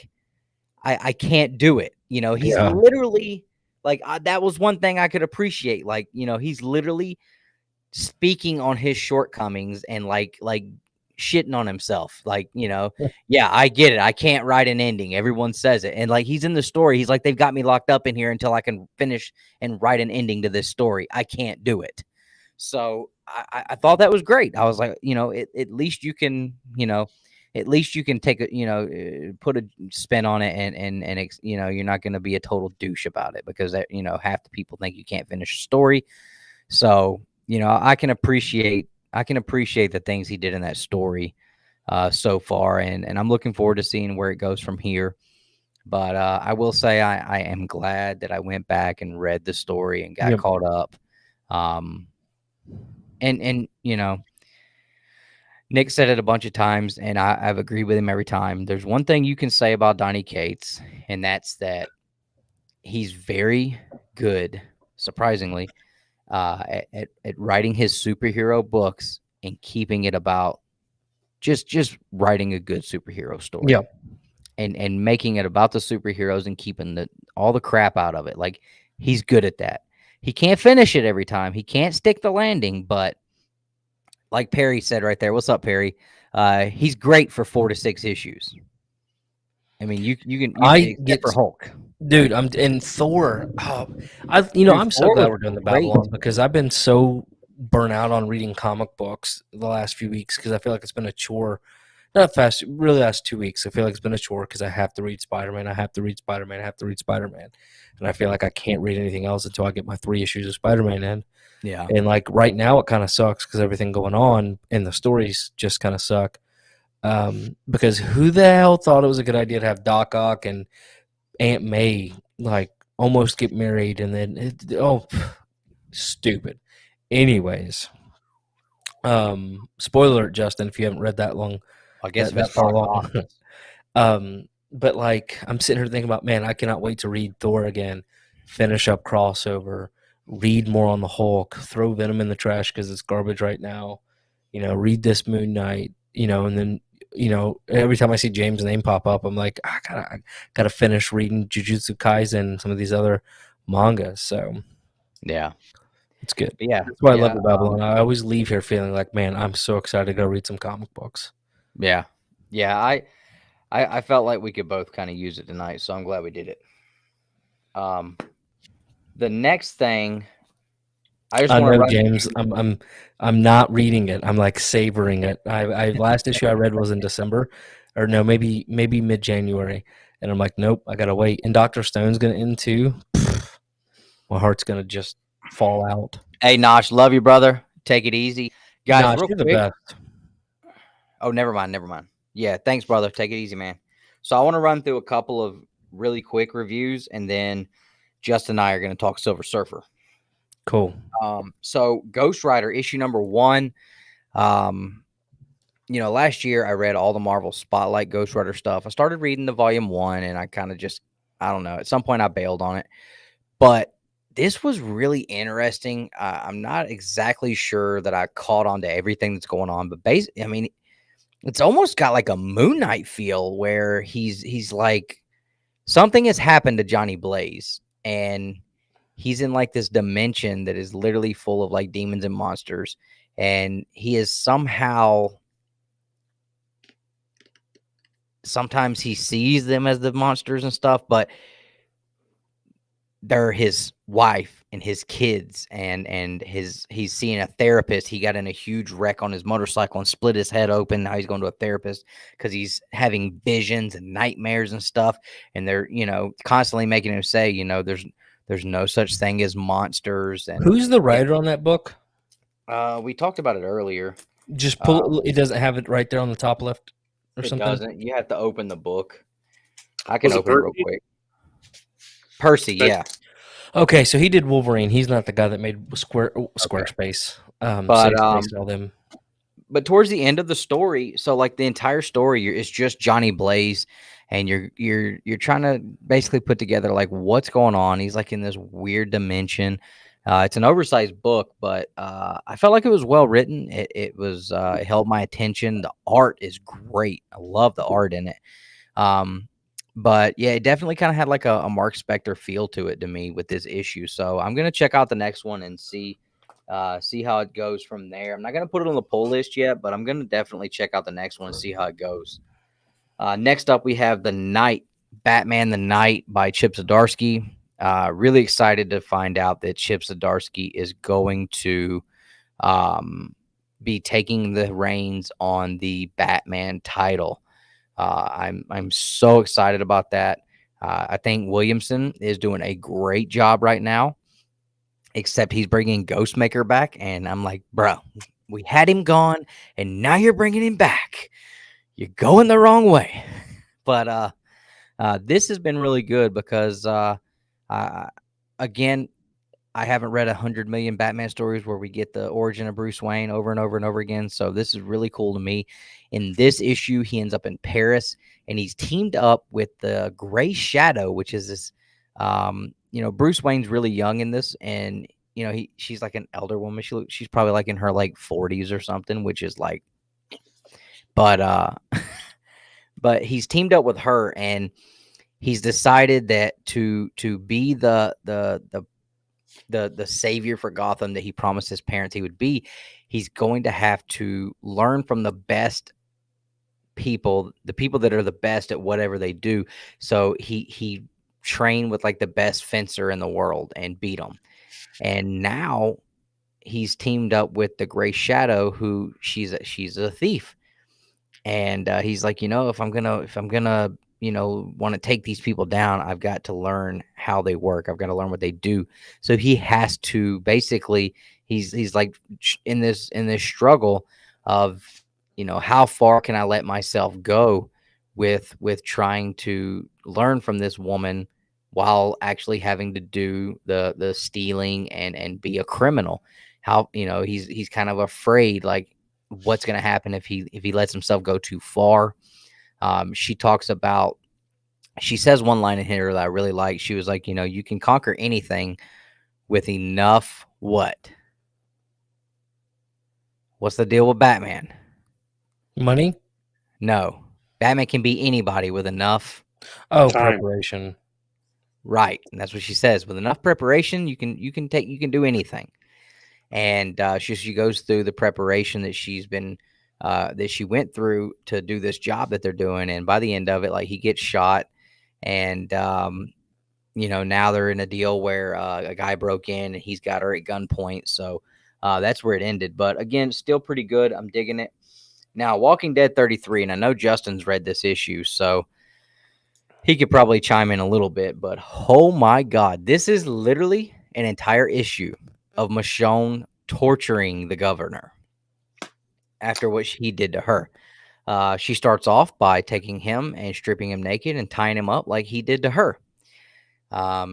She runs a nail through his unit into the floor. And once he wakes up from passing out, she explains to him what she did. She runs a drill into his shoulder. What else did she do to him? She kicked him in the nads so hard he puked all over himself a couple of times. What else did she do to this guy? I mean, she chopped off his arm and used a acetylene torch to solder the wound, to cauterize the wound. Remember I told you she had his unit nailed to the ground? Yeah, she chopped it off. One swing. Wow. Chopped it off. I mean, look at this picture. Like this is what she's done to the guy. She scooped his eyeball out. With the spoon? With a spoon. But she did something else with the spoon first. So there's her pulling his eye out with the spoon. Did she shove the spoon somewhere? She did, but I couldn't tell if it was the front or the back. Like, did she shove it up his unit, or did she shove it in his rectum hole? I'm gonna pretend that it was up his butt. Okay. And then she gave him pink eye. She gave him more than pink eye. But yeah, you can see right there. I guess it was up his rectum. You can see right there. You're awake. Good. And then she yanks that joker out. So literally the entire issue is just her torturing him because of what he did to her. Rightfully so. Yeah, it was you talk about the old Kyantai guy, Chris Barrett. So that was a fun one. I enjoyed that issue. Walking Dead is continuing to be a supreme read every single time without fail. So I'm definitely still loving The Walking Dead. Now, Justin, what do you think, man? Was this great? Was it good? Did it start to kind of go downhill a little bit from the first one? Well, can I talk about this next? Oh yeah, go ahead, man. Yeah, for sure. I didn't know you had read anything, so yeah. I'm sorry.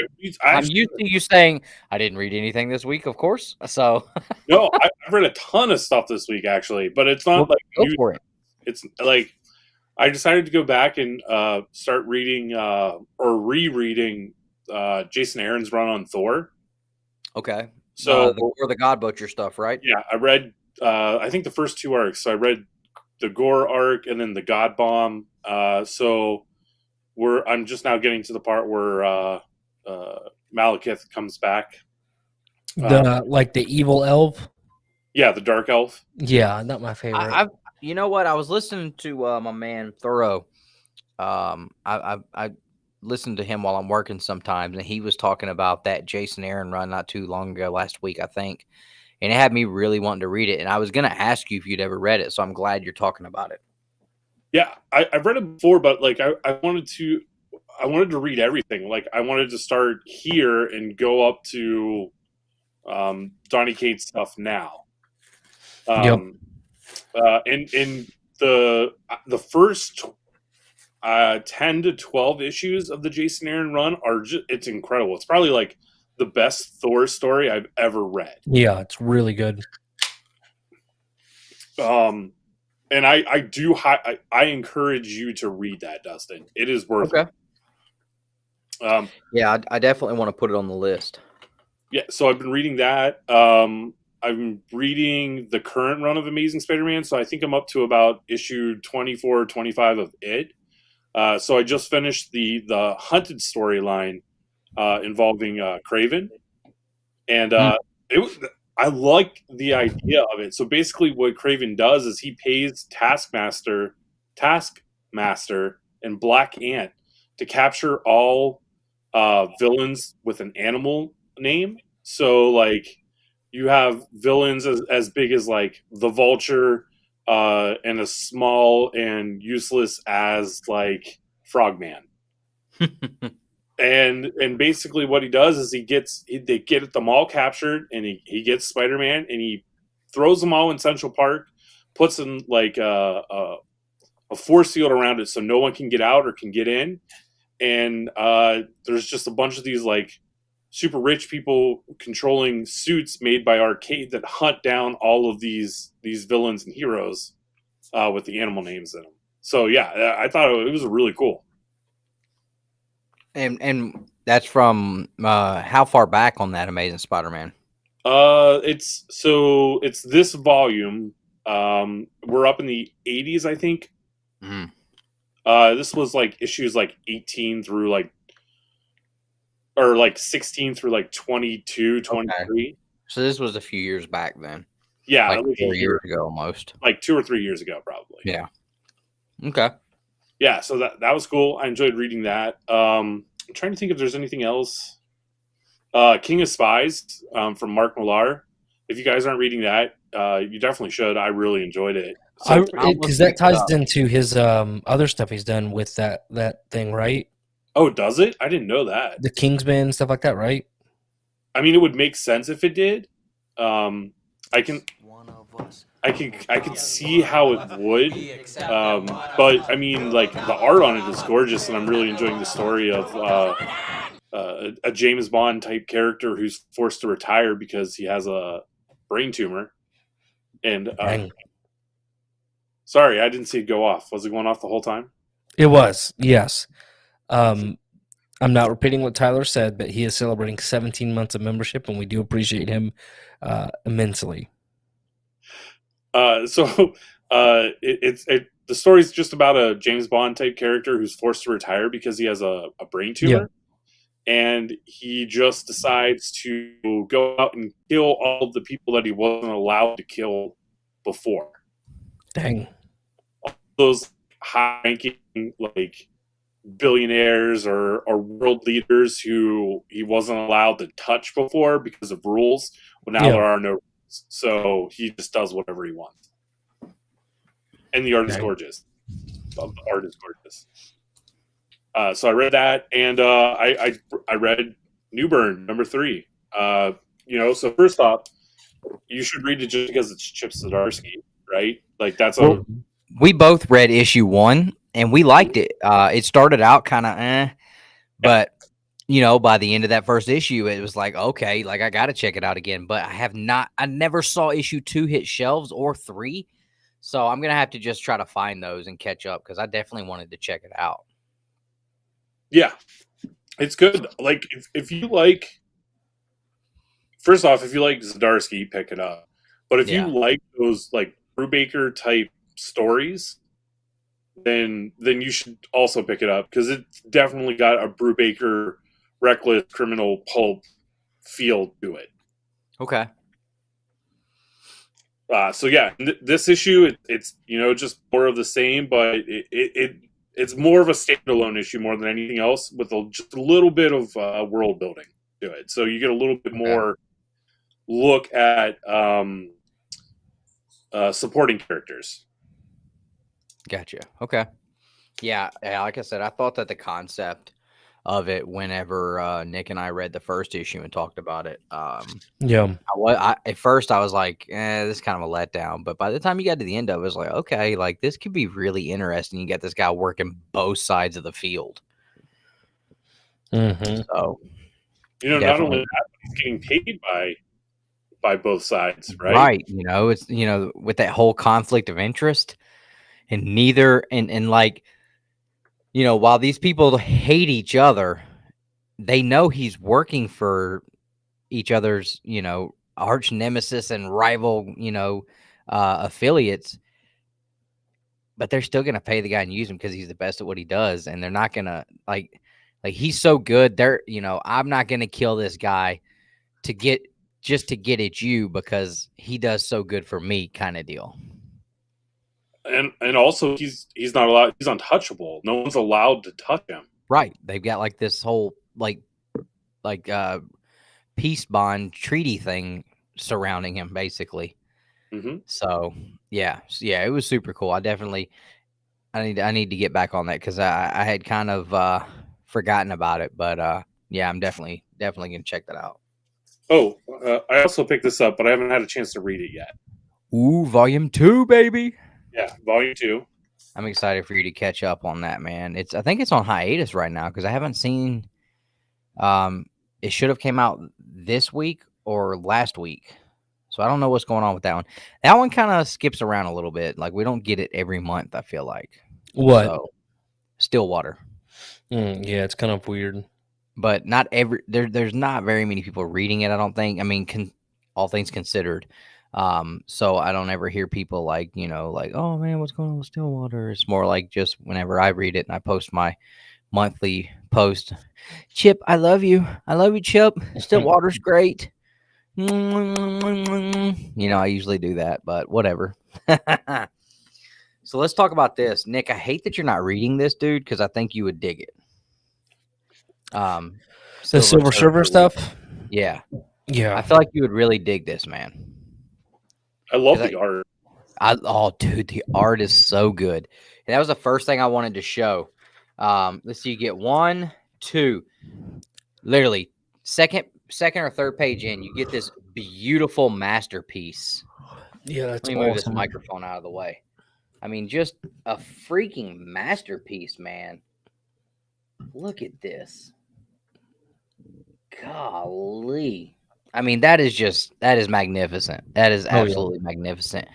And I'm really digging the story here. Give me 1 second. I'll be right back. Okay.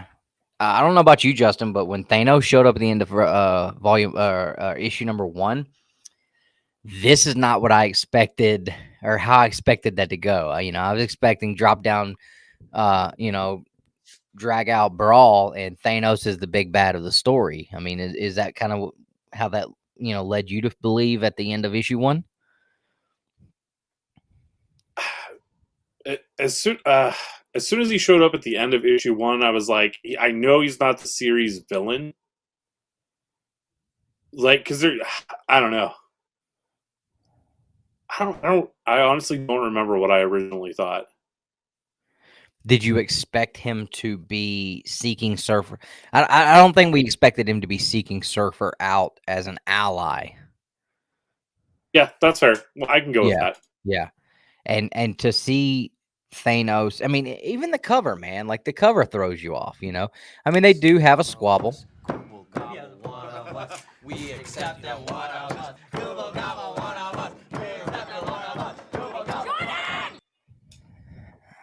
All those memberships are renewing tonight. That's awesome. We don't get to see the one of us too much anymore, so it's awesome when we get to see that. Appreciate Beans and Shattered Glass Tyler. You guys are awesome longtime members. I'm gonna drop out and then come back in because I think I'm glitching a little bit. Okay, man.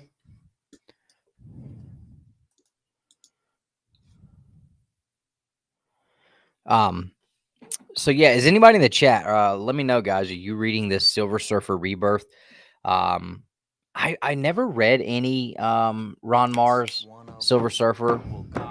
Here we go. We accept that one of us.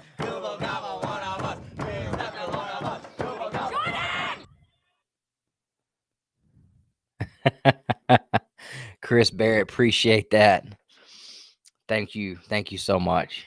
We appreciate you guys for being members. Yeah, I've never read any of the Mars and Lim Surfer stuff before, but I mean, if nothing else, I mean, for the art inside of this, I showed that one page. Let me see if I can find another panel. I mean, look at this stuff. I mean, it's like, they give you it's got like the new school feel or the new school's type of storylines and stuff, but you get this totally old school late 80s, early 90s, mid 90s Ron Lim type art that is absolutely fantastic on here. And look at this. I mean, I love seeing this. Like I was talking with Deegan at the shop this past week when I was there, the guy that did our cover, the artist that did our cover. And we were talking when we were looking at the covers Wednesday, you see a lot of, and I don't have anything sitting here, but you see a lot of like this really almost lifelike looking art on covers nowadays, like almost like picture style quality. And it's like, to an extent, it's impressive. It's absolutely impressive and it's cool, but at the same time, it doesn't have the comic booky type feel to it, is the way we described it. And I think this Silver Surfer Rebirth is just a breath of fresh air at this point, with the art on the covers, with the art inside. It's just a fun book to read. It's not got the crazy spec stuff going on. There's nothing ultra special about it other than the fact that you have a great team of guys that they put back on the title that they killed in the past, and it's a fun read. The art is fantastic. The covers have been beautiful. But yeah, I've really been enjoying it, man. I was super excited to see that it came out this week because I did not expect it. We find out that basically Thanos, he messed up. Thanos lost the reality stone. Whoops. Oopsie.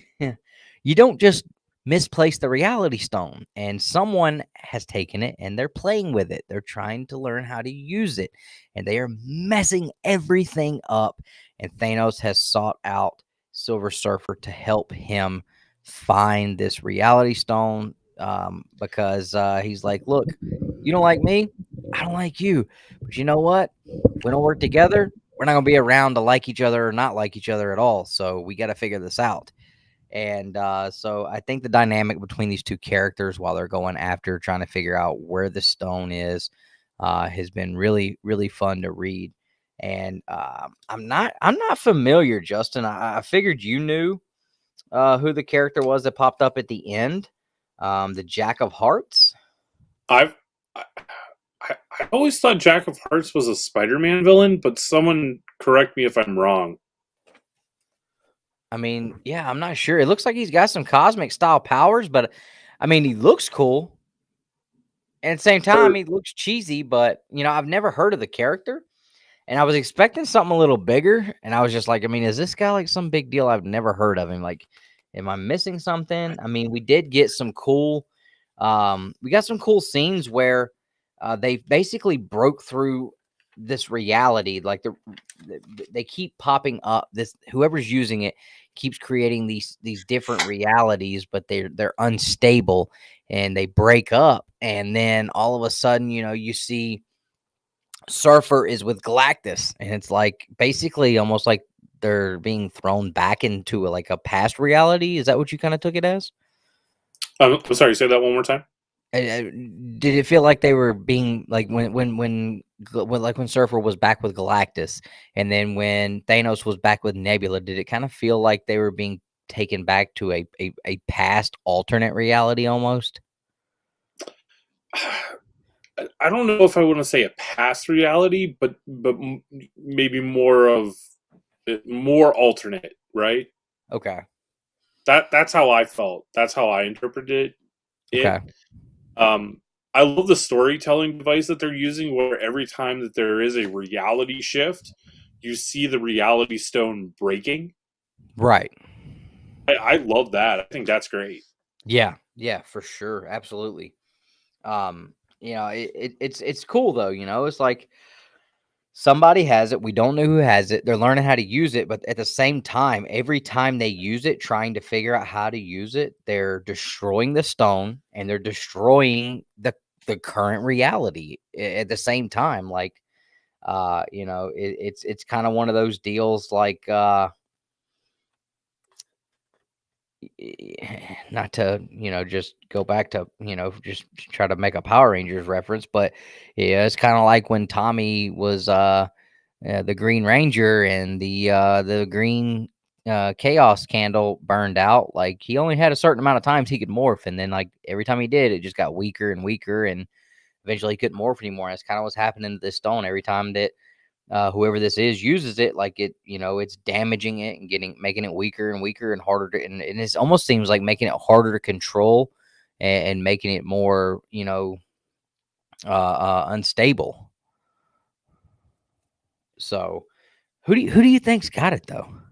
That's the thing I want to know. Like I don't know who it is. Like throwing in like Jack of Hearts, like that totally just throws me off. Exactly. I was like, okay, they're not going to give us the character with it, but they're going to give us a lackey. So the lackey is going to obviously give it away.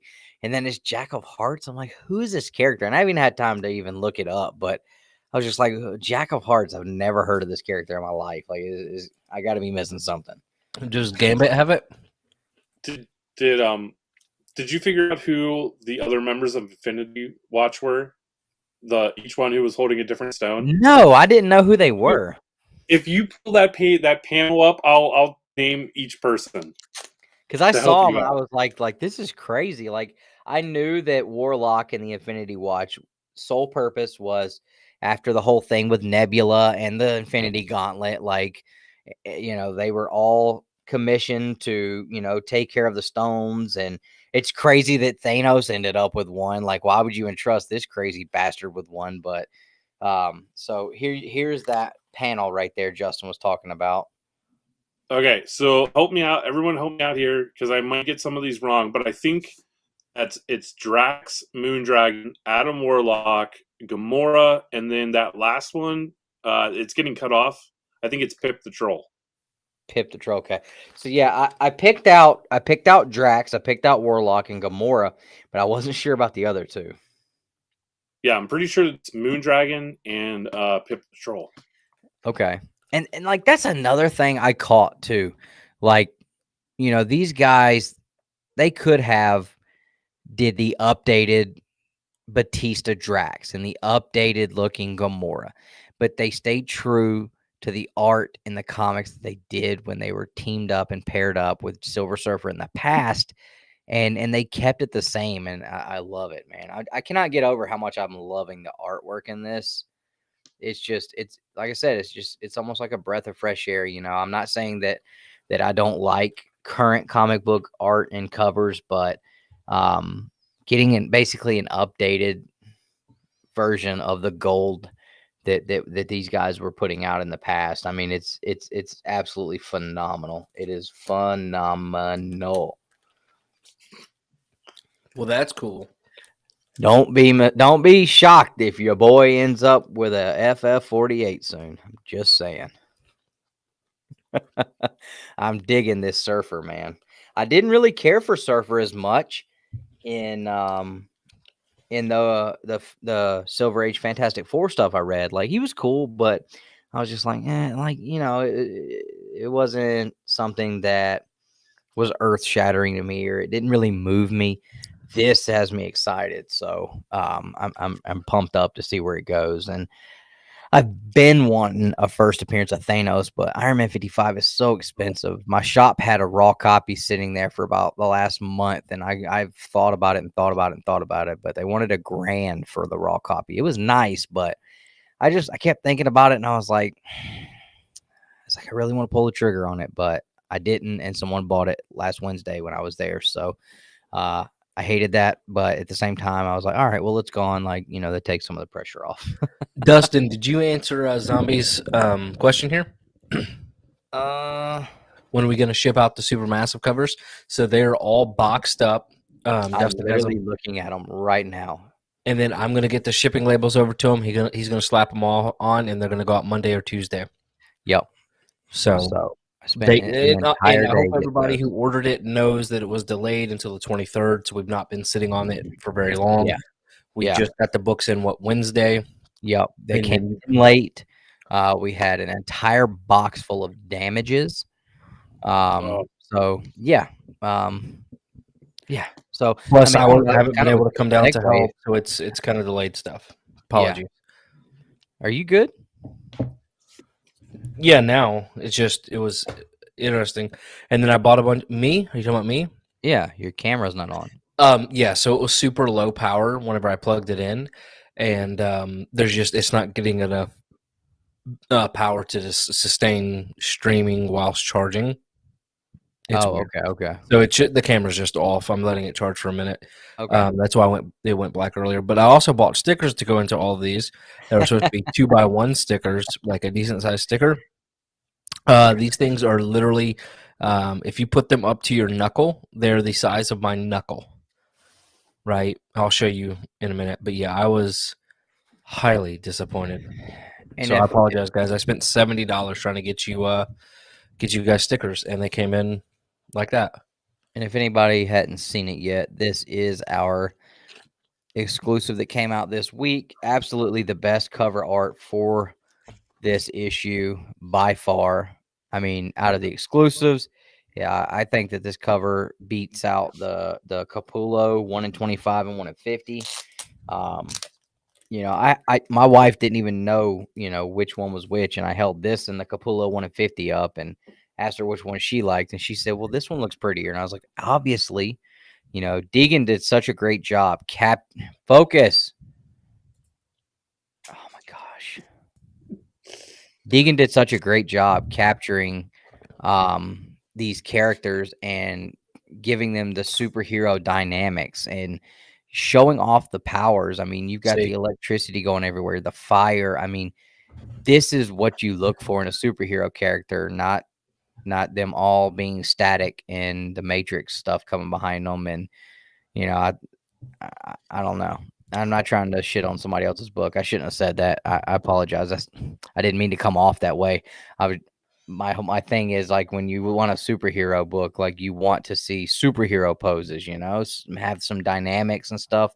and I thought he did a great job of that. So that's our exclusive. There we go. Syndicate Comics, our local comic shop here in Marietta, Georgia, on the back with Two Brothers logo as well. So if you haven't gotten a copy, we probably got less than 50 left. So, and I'm going to be selling on Whatnot. I'll be throwing some up on there, and the rest of them are they're at the shop, and they emptied the shelves today. He's going to load them back up one more time on Monday. They'll probably be all gone by Wednesday. So, everybody that purchased one, like we appreciate it so much. I mean, it's super awesome to sell out your first exclusive, and we've Plus almost done damages. it. Plus damages, and we've almost done it in a week, so it's super cool. And This yeah, I was mean a those big damages, financial risk too. huh? This was a big financial risk too. I mean, Yeah, thousands of 'cause it's dollars not went cheap. into this. I mean, it's When you talk about the bags and boards, the Geminis, plus the books plus themselves, shipping, plus all shipping, of like it. we're probably like it was probably over 3, Mm-hmm. because I know the Geminis themselves was almost 6. So it was a big So, financial risk. so yeah, it was a big risk, and you know, it was a hell of a lot more work, I think, than we anticipated. But yeah, it's been good. I did an 8.5 hour live sale on Whatnot Wednesday, at the shop all day long, selling the exclusive. My shop did some awesome giveaways. They gave away a 1 in 25. They gave away a 1 in 25 and 1 in 50. The 1 in 50s are going for like $90 on eBay. Ours is listed for like 80 on eBay. One of the customers came in and was like, "Hey," I got the hiccups. They were like, "Hey, do you guys know your book is listed on eBay for like 75 and 80 and $90?" I was like, "No way." So like that was kind of cool. Like our stuff's on eBay. Right on. But yeah, all day, you know, we did giveaways. Deegan, he did a just a little quick sketch, and he gave that away when we got to 40 books sold. And then he's doing a full color 7x10 sketch of Radiant Black, and we drew a name for that one out of all the people that purchased one of the books on Whatnot that day, and that guy won. The guy that won that one, I'll get that shipped out to him next week. Deegan still hasn't finished the sketch, so we're just waiting on that, and he's going to get that. So I mean, we had a good time, but man, I got to tell you what, I was wore out by the time I got done, because I literally stood in the same spot all day long, running the Whatnot sale. Every single person that came through the shop that purchased one of our exclusives, I had to make sure that I checked them out through the website. So I had all that going, plus people that were buying signature signed books on Whatnot. I'm pulling those aside, bringing the iPad over so they can watch Deegan sign the book, and then getting the iPad set back up, move this book over here so the ink dries while we get the next one set up. Like, I'm telling you, I was freaking grinding on that all day long. And honestly, I don't think I would have been as tired had I just went to my normal job as I was when I finished that day. But it was a hell of a lot of fun. Got to see a ton of people at the shop that I don't normally see, and it was really cool.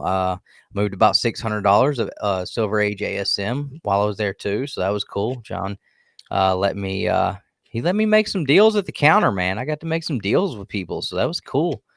But yeah, super fun. We had an exciting day. We were there Tuesday, bagging and boarding, getting bags and boards ready, and bagging and boarding the books up until about 9:30, almost 10 o'clock. Then back up at the shop the next morning. Like it has not stopped. Came home Thursday night. I had 50 of the Whatnot packages I had to get boxed up and get those out, because we only have 48 hours to get those out, and we still hadn't gotten all of the website sales. We hadn't got all of the shipping labels and stuff like that created, because Whatnot just creates your own shipping labels for you. So all day today, my wife and I sat here all day long packing up all of the books that were sold through the website, and My God, if I were to stack them all on top of each other, it'd be over my head. It's ridiculous. I don't even know how I'm going to be able to. I'm going to have to come home from work, get the wife's car, throw these like 5 big boxes of these things in the back of her car, and then take them to the post office and get people to help me bring them in. So, it was a hell of a lot more work than I expected. Was it worth it? I think once it's all said and done, I would say yes. I'm pretty damn tired. This has been a hellacious week, but I don't think it all can be accounted or attributed to the. Is that the right word? Attributed to the exclusive. Not a good word. Yeah. Good word. No, that's fine. I think you're fine. But just that on top of everything else. I mean, it was just a long week, but it was definitely interesting to see how it goes. It's not something we're gonna do, an exclusive for every book from here on out. Like, we'll be extremely selective, and selective on the titles, the artists, and all that stuff. So we want to make sure that we put out quality, not quantity, and we don't want to swamp ourselves with this anyway. So we definitely wanted to just give it a shot, though, and it did pretty good. So. Mm-hmm. All because of you guys. Thank you. Yeah, absolutely. For sure. One of our members purchased a couple of extra books and asked us to do giveaways with them. I've already got one person that I'm definitely going to send one of these. He asked that we give them out to people who haven't ever won anything here or don't usually win.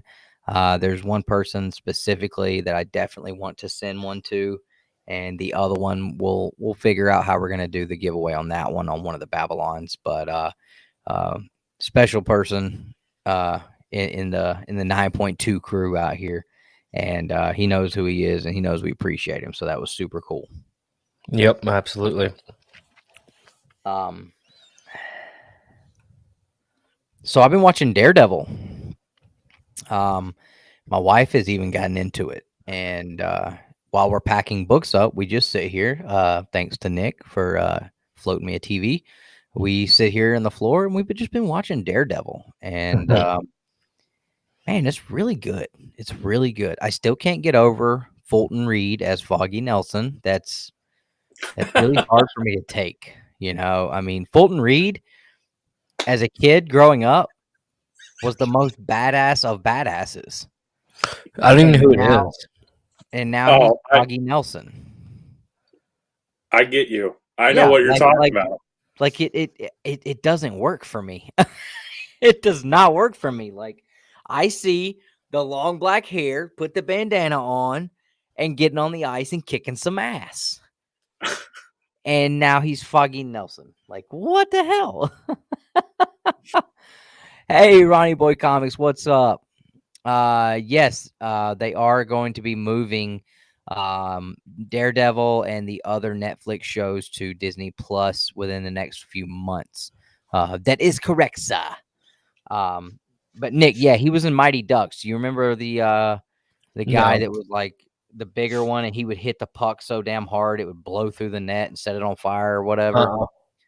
Well, you were a little young for it probably, but we won't hold it against you. But yeah, the guy that plays Foggy Nelson, he was a child actor for the Mighty Ducks, and he was like the coolest guy. He was the enforcer of the team.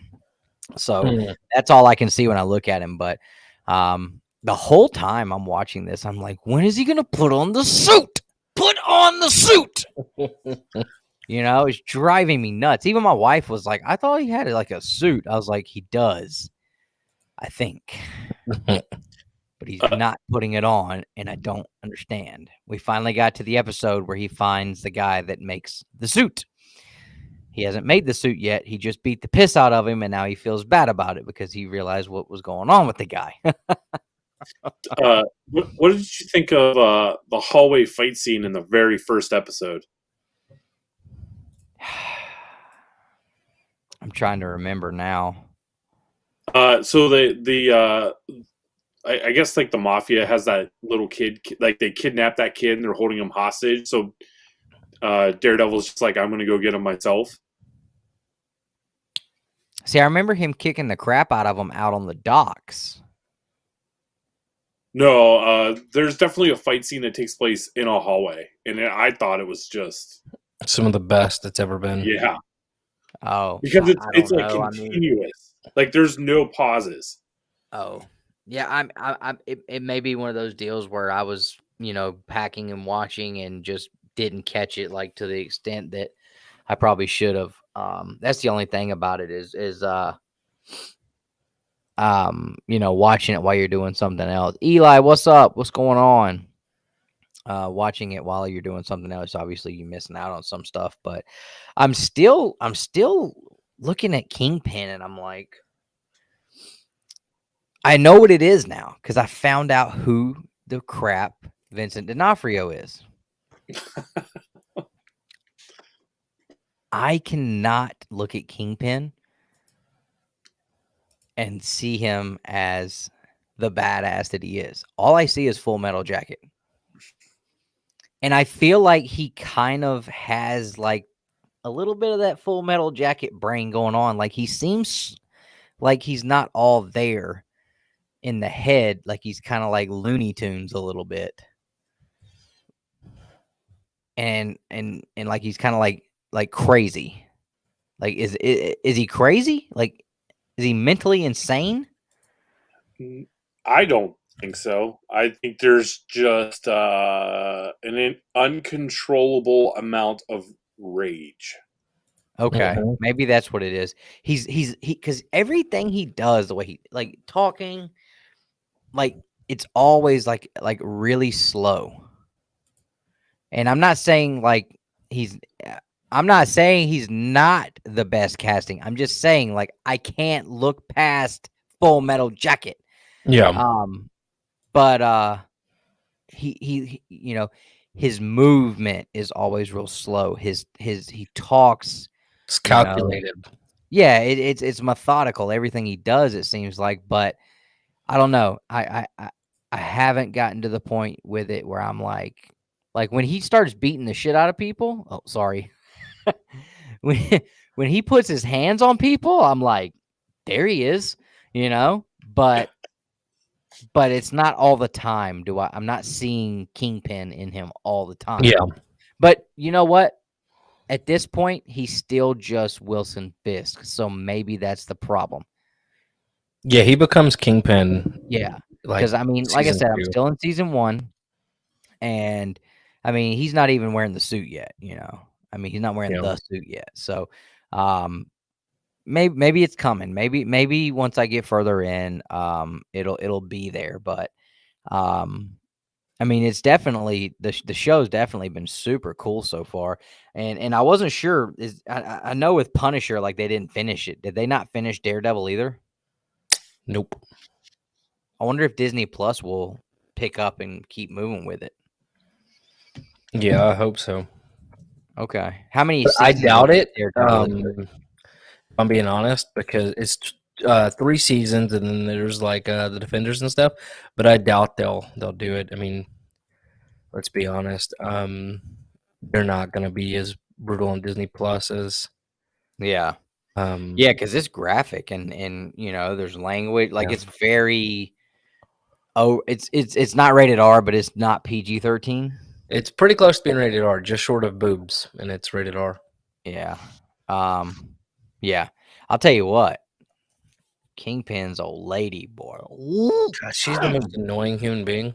oh, what? So annoying. She could annoy me all night long, bro. No. And twice in the morning. Every Does, day for the rest of my life. does this show make you want to go out and buy an ASM 50?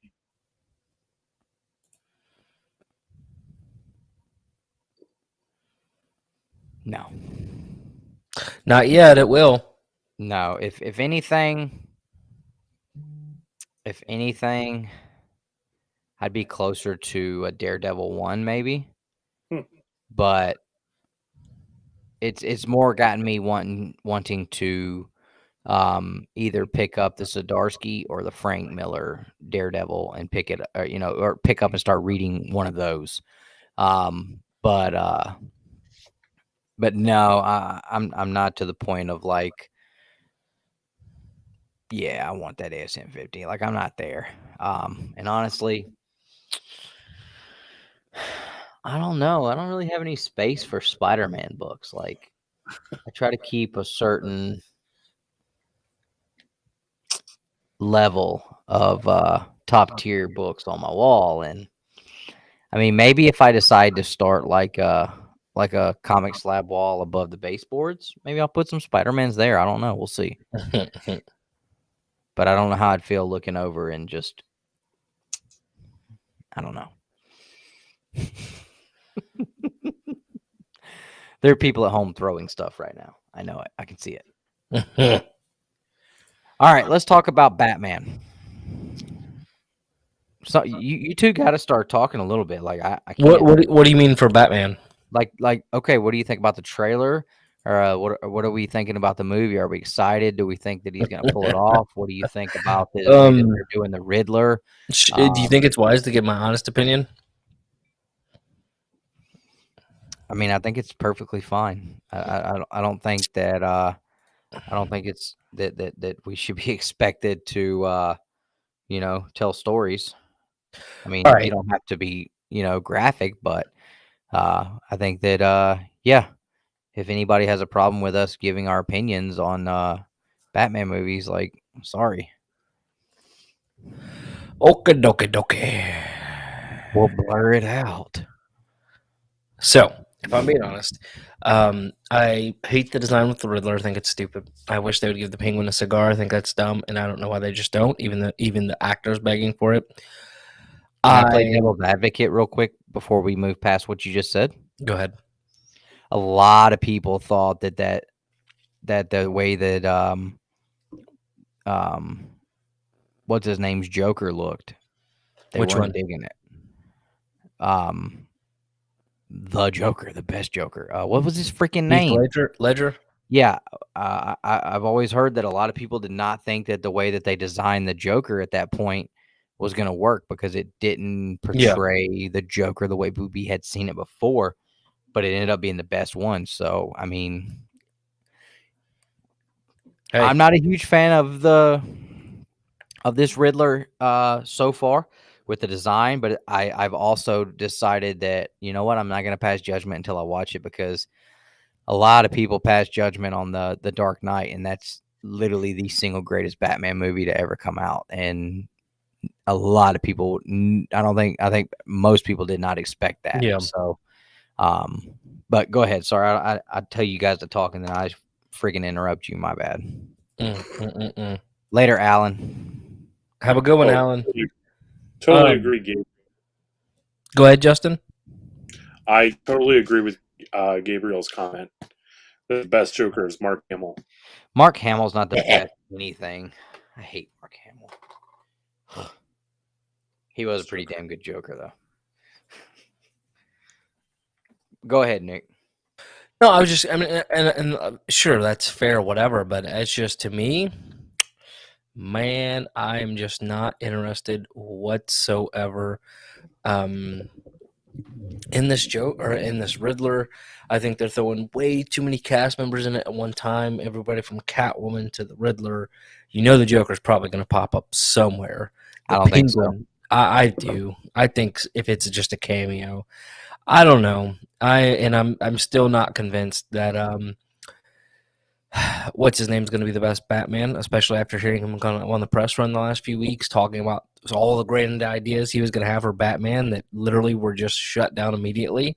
You know, he's going to have a whispery voice. He was going to dress really goth as Bruce Wayne, like that kind of stuff. I'm like, if that's how you went in thinking, he's kind of been like, that's kind of the way they went, right? Like with the long, weird looking hair, and he almost has like the eye makeup on. I wasn't digging that when I saw that in the clips. Like, you know, that doesn't have a Bruce Wayne feel to me. And I understand I guess we have to understand, like, this is not middle-aged Bruce Wayne. Like, this is a younger, earlier Batman Bruce Wayne, before he became the world's greatest detective. So I guess that's something we have to keep in mind here. Again, I was right there with you, man. I was like, this is the best they could find to play Batman. Like, he doesn't have like that Batman, like from ear to ear, you know, like he doesn't have that jaw that like he looks like you tag him one time and he's probably gonna go down. Like he doesn't have that chin, that superhero jaw. And I mean, as bad as I hate to say it, like, god dang, dude, you put a cowl on John Cena's face and you'd be like, well, god dang, that some bitch looks like Batman. I don't get the same feeling with this kid, but who knows? Who knows? I mean, he could surprise everybody. So, I guess my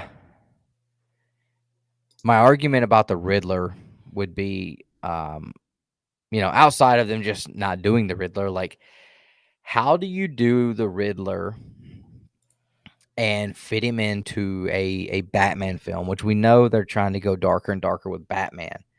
So how do you take that character with the design from the comics even and put him into a role where he can be taken seriously without a major makeover? I mean, that was the only thing for me is like, at first I completely hated it. I was like, oh my God, this is so stupid. And then I thought about it. I'm like, well, what the hell do you want, Dustin? You want Jim freaking Carrey in a spandex singlet? Yes. You know, like that's not going to work. It's not old Jim Carrey, not this current one. Right.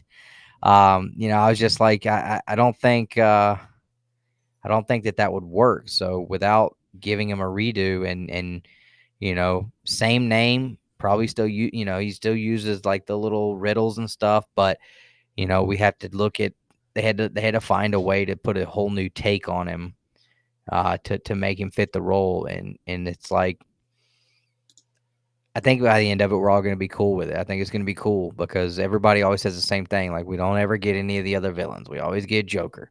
You know, we always get Roz or Catwoman. Yeah. Like, let's get some other villains in here. So, I guess, you know, we can't be like, you know, give us other villains. And then they do, and they figure out a way to make them work for the way they want to do the film and keep it adult themed and give us what we want. And then we turn around and just shit on them because they changed the costume. Like, and I'm bad about that myself. But that's kind of the way I'm going into it. I'm just like,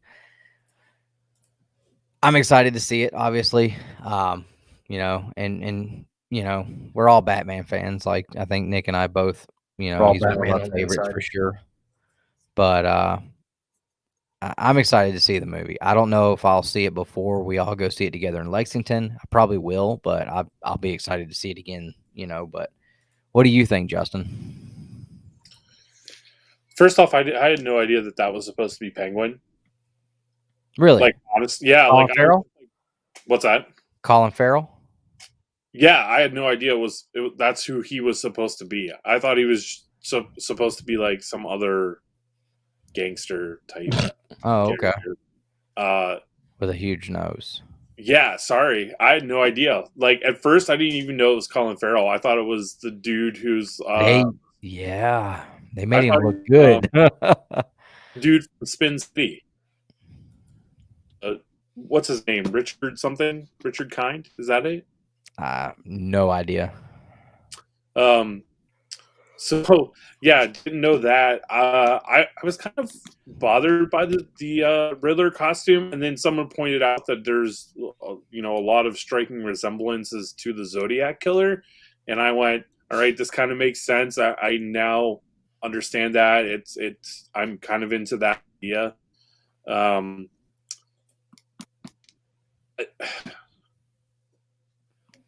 I have low expectations, which I think is good. Okay. Because there will be nowhere to go but up.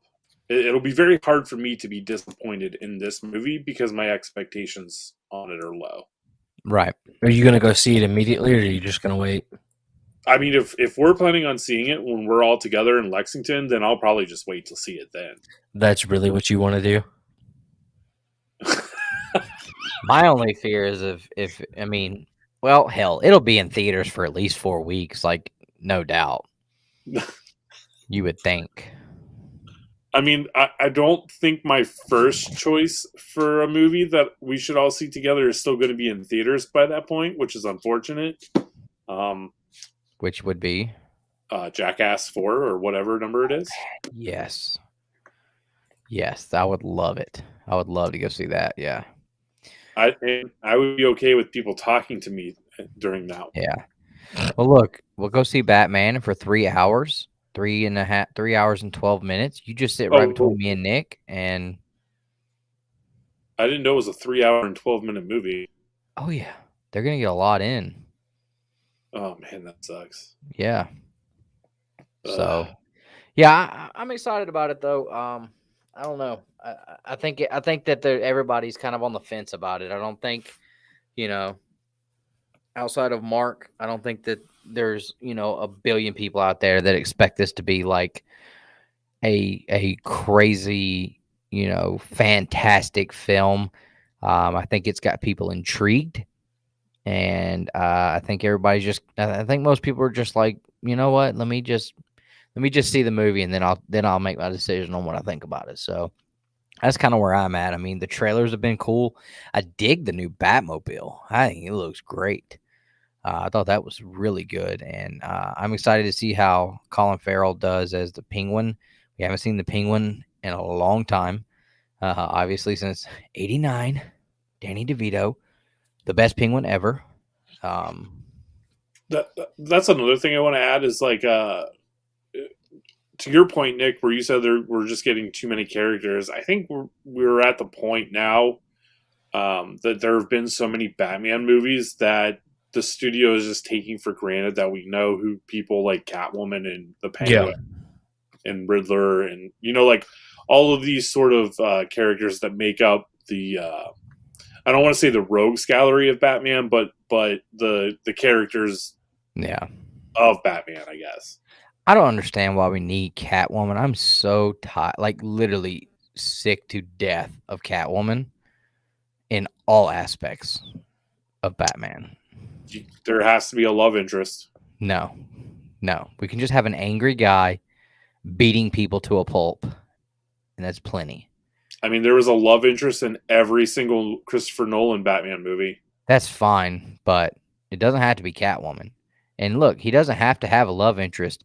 That right there, that's your reason for the pent-up frustration right there. Like, why are you angry? Huh. Haven't got the Batwing out of the cave in a while. But yeah, I'm so tired of the Catwoman. Like I totally could do without Catwoman for I don't know 10 years. But yeah, I'm looking forward to it. I think it's gonna be cool. Do we think it's going to be better than the next movie we're going to talk about, Doctor Strange?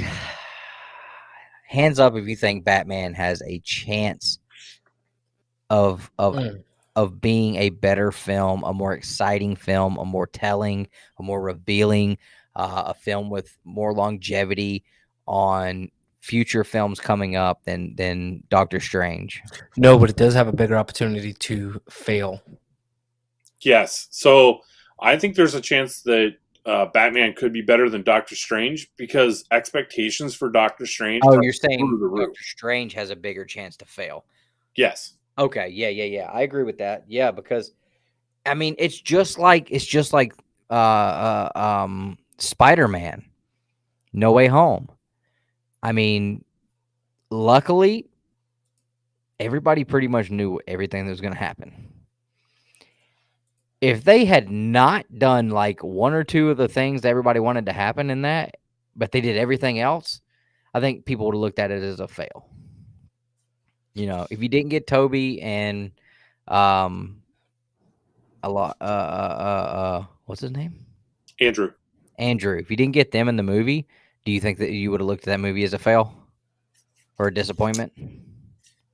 Yeah, absolutely, 100%. Yeah. So, but and I did a video. I did a live stream with Bubs Comics and Jason, so the Comic Geek, before that movie came out, and we talked about the hype and the speculation that people put behind these Marvel movies, because at this point we're so damn spoiled and and setting our expectations to a certain level because of the level that they have produced so far, that we give a very, very small margin for them to totally piss everybody off and make everybody think it's a fail. And it's like, you start hearing all the speculation and the people say, well, this guy's going to be in there and that guy's going to be there and this is going to happen and that's going to happen. If that is not Patrick Stewart, if that bald-headed bastard is not in this movie, there is going to be half the people that watch it that are going to say that movie was trash. I think the one thing that I said when I was talking about No Way Home at my local comic book shop was that No Way Home made it so anything is possible, right? Anything is truly possible now, right? Yeah. Because they brought in previous Spider-Mans. So, I think we would be more surprised if stuff like that didn't happen than when it does happen. Right? So we would be more surprised if that doesn't end up being Patrick Stewart than we would be when we find out that it is. And 100% that is not Superior Iron Man. That is Iron Lad. Everyone just needs to shut up. I don't know that it's Iron Lad, but it's definitely not That's Superior Iron Lad. That is Iron Lad, 100%. I'll put a Coke down on it now. Do you think Tom Cruise is in the movie? No. Do you think Tom Cruise is going to come to the MCU? Let me run something past you. Just think about it. Doom. Dustin, your phone's super close. No, it's not. I haven't moved it. Oh, something's beeping. I hope it's not. I hope he doesn't get cast as Doom. I don't know if I like that. You don't think so? No. I don't know, man. I think it could work. Like an alternate universe Doom, where Doom took on the Iron Man. Like he had his own like Iron Doom suit. Remember after Secret Wars? Like Infamous Iron Man? Where Doom becomes Iron Man? Oh, that's who Infamous Iron Man is? Yeah, it's Victor Von Doom. I didn't know that was who Infamous Iron Man was. Well, son of a biscuit. Yeah. Okay, well, yeah. Okay.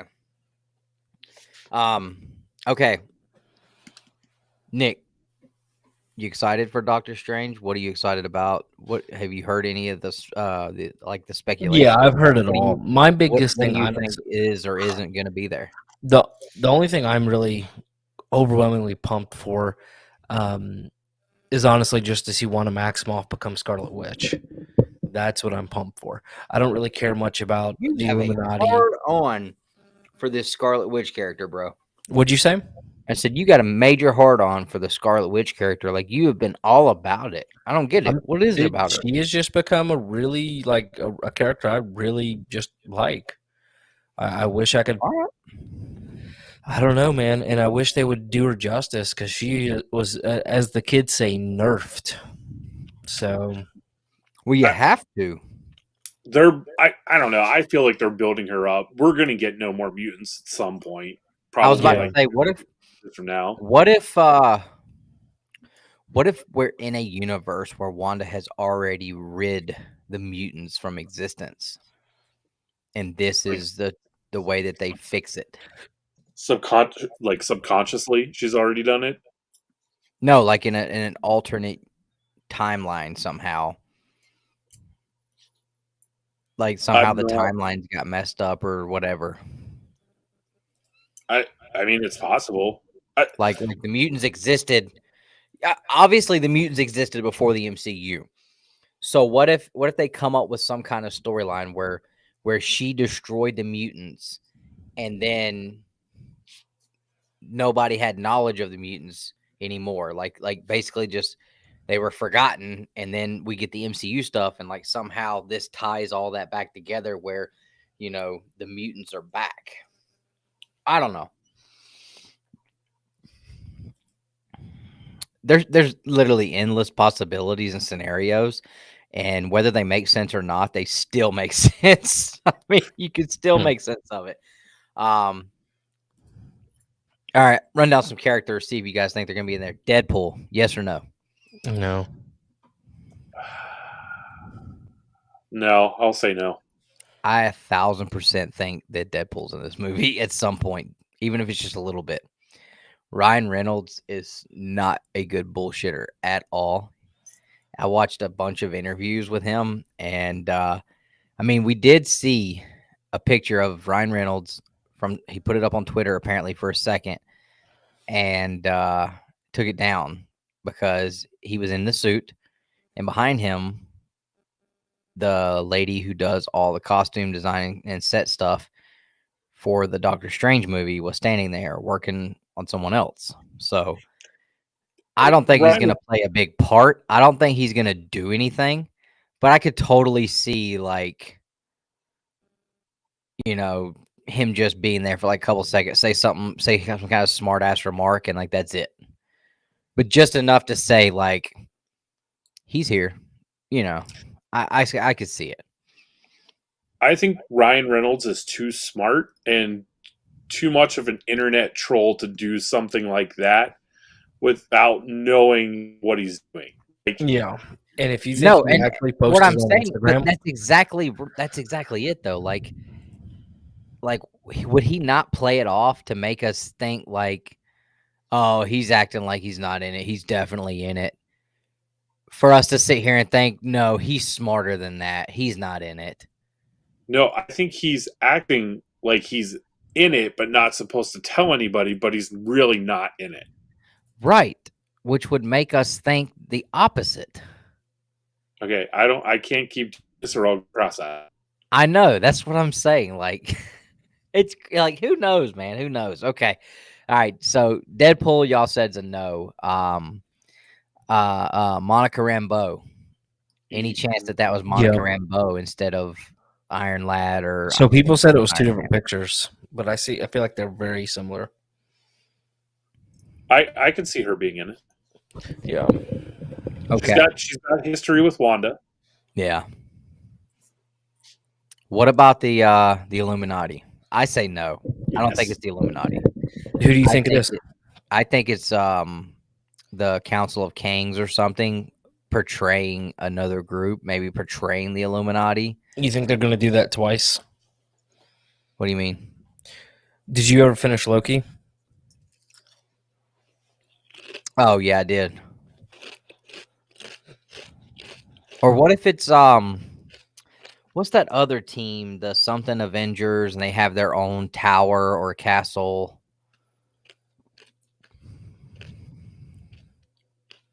Okay, let's just say it is the Illuminati. Let's say it is the Illuminati. Who do you think's a part of the team? Which Illuminati is it? Let's look at the original comic book lineup of the Illuminati, and so Iron Man, Black Panther. Black Panther. I think so. Sub-Mariner. Yep, Sub-Mariner. Black Bolt. Charles Xavier. Yep. Reed Richards. Yes. Well, Doctor Strange on there as well. Doctor Strange, yeah. Well, duh. So I'm going to go ahead and say Strange movie. I'm going to go ahead and say this right now. That is way too many white men for Marvel. They're definitely going to recast or change the members to make it. I don't think Black Bolt's going to be there. I'm not. I'm just saying. The only reason why I say Black Bolt's, I don't see Black Bolt being like a lot of people are freaking. Oh yeah, how funny would it be for Deadpool to be like just sitting there, like that could be the Deadpool part where he's just like sitting in the last chair, like all relaxed, like laid up with his feet up, but he's not supposed to be in the damn chair, and like that like I could see like that being his role in the movie, like just one comedic little, and that's it. But like Black Bolt, like he's a mute. People are doing Blade. No, he's not. He doesn't speak because he'll kill you. What is the what is a mute then? That they can't speak. They can't speak. He can. It just will kill you. Oh, okay. That's his Well, power. When he talks, Okay. you're dead. So, okay. But like how are you gonna do a character that doesn't speak? Like Well, he's the I don't leader know. of the Inhumans. He can communicate. Wait. Are you really asking us how we're going to do a character who doesn't speak? All right, yeah. I know they've done telepathic No, shit no. with the X-Men. I'm pretty sure they just did that with Echo. Oh, I didn't watch that show.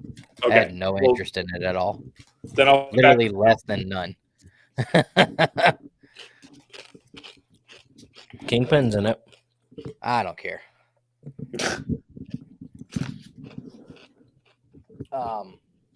So who do you think could possibly be there then? Like I don't think it's going to be the original. I don't think it's going to be Sub-Mariner. I think Sub-Mariner's going to. I don't think Sub-Mariner's coming in this movie because Sub-Mariner's definitely more than likely, probably, absolutely going to be in Black Panther 2.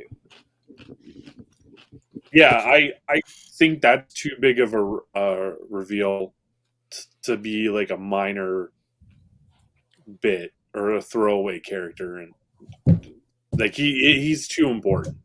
Yeah, for sure. Can we just talk about how awesome this looks? What is it? The sideshow diorama between Ahsoka Tano and Darth Maul. There's nothing showing up on my screen. Uh-oh. Is it doing Hey it Nick, again? You ready? Boop. What's up? I can't see anything. Boop. What's Oh, up? did you get you another one? Boop. Was it in the collection? No. Oh. It's Gonna probably be up for sale tomorrow. Oh yeah, my it's God. probably not the real number one though. It's probably that Marvel's Presents or whatever. It's gonna be on Whatnot in the morning, guys. Yeah. Make sure you come check it out. Justin, so for whatever reason it's showing on YouTube. You just can't see it. But It's showing up now. okay, I was about to say this is nothing in the world has ever spoken to me more than this, so I've got to buy it. You should buy it. Do it. Has my camera really not been working this whole time? Yeah, it's really been off the whole time. Because on my side it's showing it. No, it's been off the whole time. Wow. That is insane. It's just been showing OBS, right? Well, it's been showing that weird symbol thing. Yeah, that's OBS. Wow. My bad, guys. I've literally been like... I didn't realize I wasn't on the stream. I'm like, no, your camera's been off for like an hour, and I was just like, is he ever gonna turn his camera back on, or No, it's been back are we on just gonna for... sit here and look like some rookies? No, like the 5 minutes after you asked about if it was, what's wrong, I put it back on. Mm. But yeah, Gabriel, apparently he's already been cast. I forget the actor. I'll see if I can look it up though. So, Yo, is he tell someone from Narcos? Is that right? Someone from Narcos? I've never seen Narcos. I want this, so I'm gonna buy this. But you won't do it right now. It's on pre-order, so it doesn't really matter. Is it made by Sideshow? Tanakh Hureta. I think so, Hureta. guys. The only thing better than Mexican this, Narco star. the only thing better than this would be if it was Darth Vader at the end of Clone Wars. Dustin, by the way, I did get all the shipping labels sent to you. There's 2 emails, one with notes on shipping, and then a second one says use this one.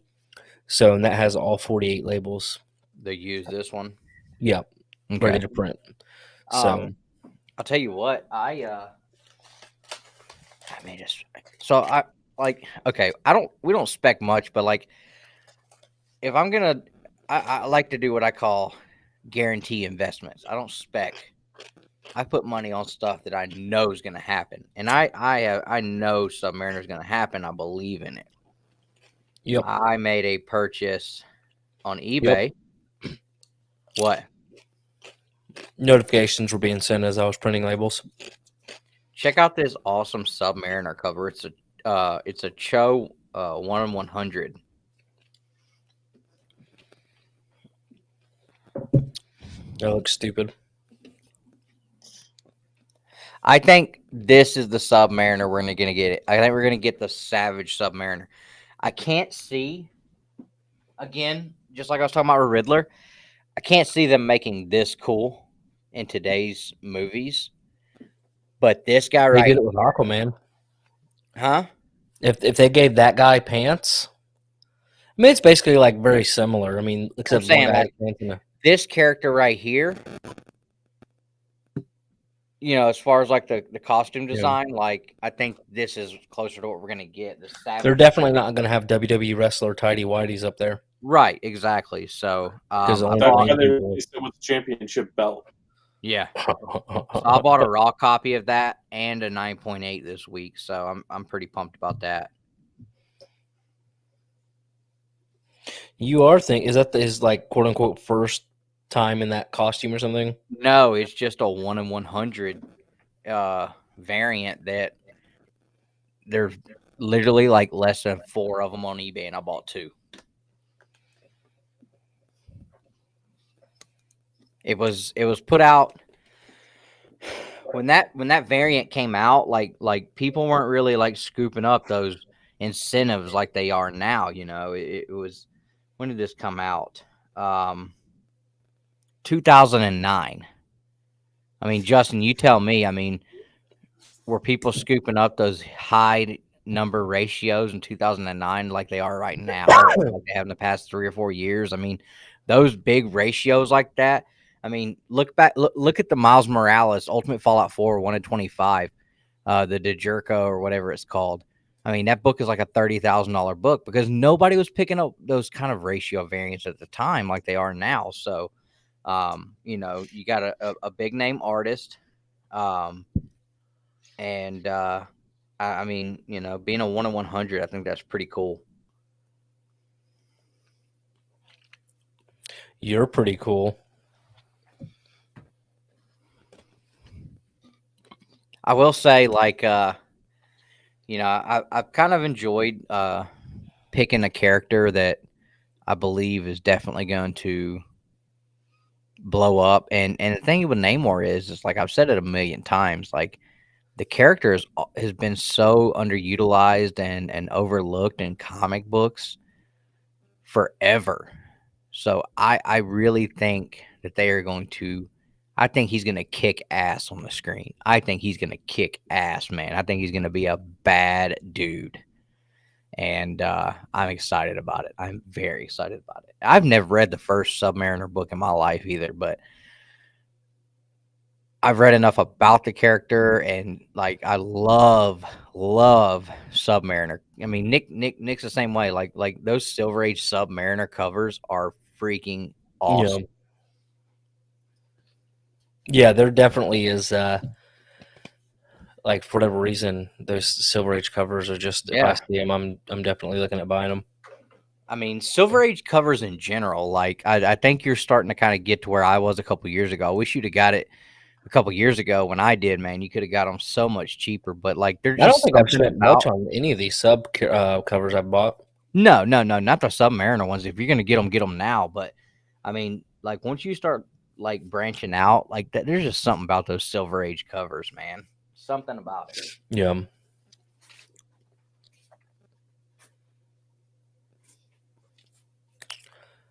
Oh, Justin, I was going to show you guys this. I can't believe that you don't like these, Nick. Like, I think these covers are great. No, I can't stand them. I really don't like them. I literally, like, I mean, these are extras, but, I mean, there was almost an entire run of Spider-Man. There was, like, literally 30-something issues short of an entire Ultimate Spider-Man run in this collection. And looking at these covers, I'm this close to reading Ultimate Spider-Man, Ryan. I'm that close. I think you should read it. It's a super quick read, and it gives you a somewhat decent understanding of who he is in the comics. But you said you didn't like it. I mean, it was okay. But again, I'm comparing it to Invincible because it had the Invincible feel, even though this came out first. Okay, yeah, I didn't read Invincible, so it's just Nick, we haven't talked about it since it came out. What do you think about the Return of Saga, dude? It was just one issue. It's the second issue come out this week. Oh, you haven't got it yet? No. So honestly, I think Saga is going to be one of those things where I'm just not going to really read individuals. For me, I think it needs to be read long format. Because I mean, the first issue back, I was like, oh yeah, great. See what happens after so and so died, and it's kind of like a small time skip, and it's just not a. I don't know. It didn't excite me.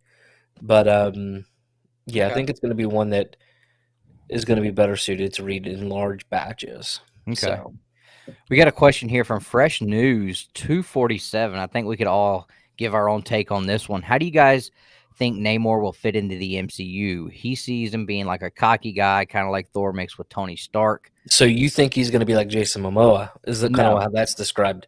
I think he's going to be an extremely serious, overbearing, intimidating character.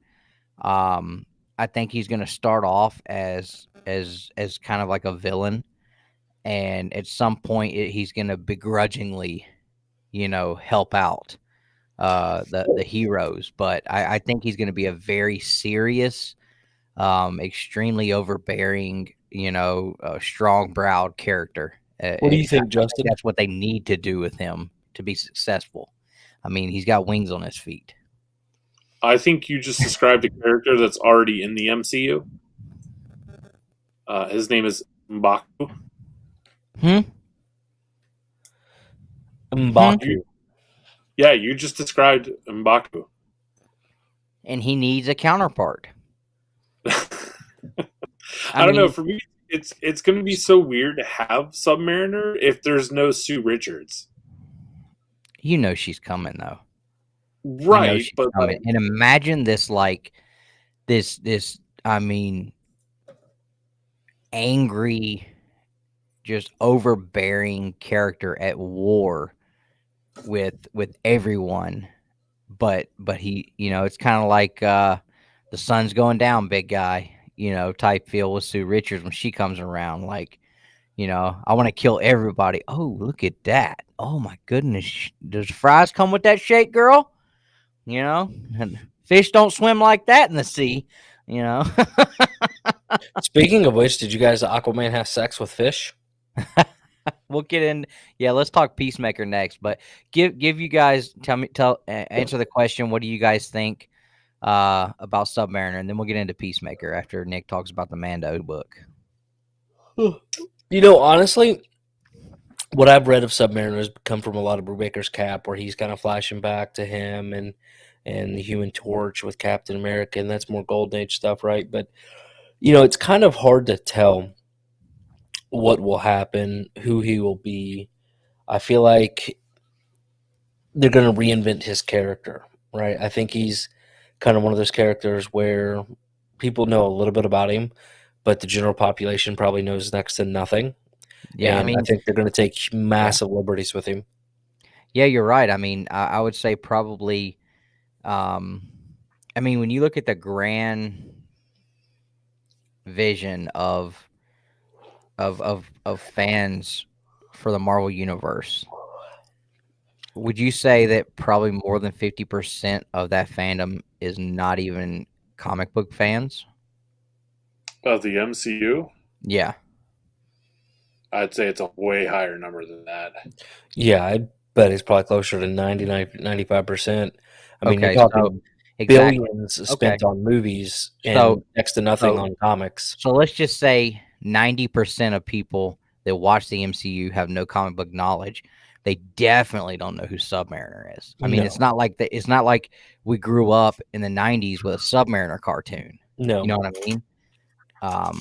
And when I said I hadn't read any Sub-Mariner, I was completely wrong, because he is in a ton of the What If stuff, especially the titles that surround the Fantastic Four and stuff like that. So I guess that's where I'm kind of getting my overbearing, stern, very serious. But I think you're right, Nick. I think you're probably onto something there. I think in order to make him a household name and really capture the non-comic book audience, he's gonna have to be, and that's why I said, you can't put him in a Speedo.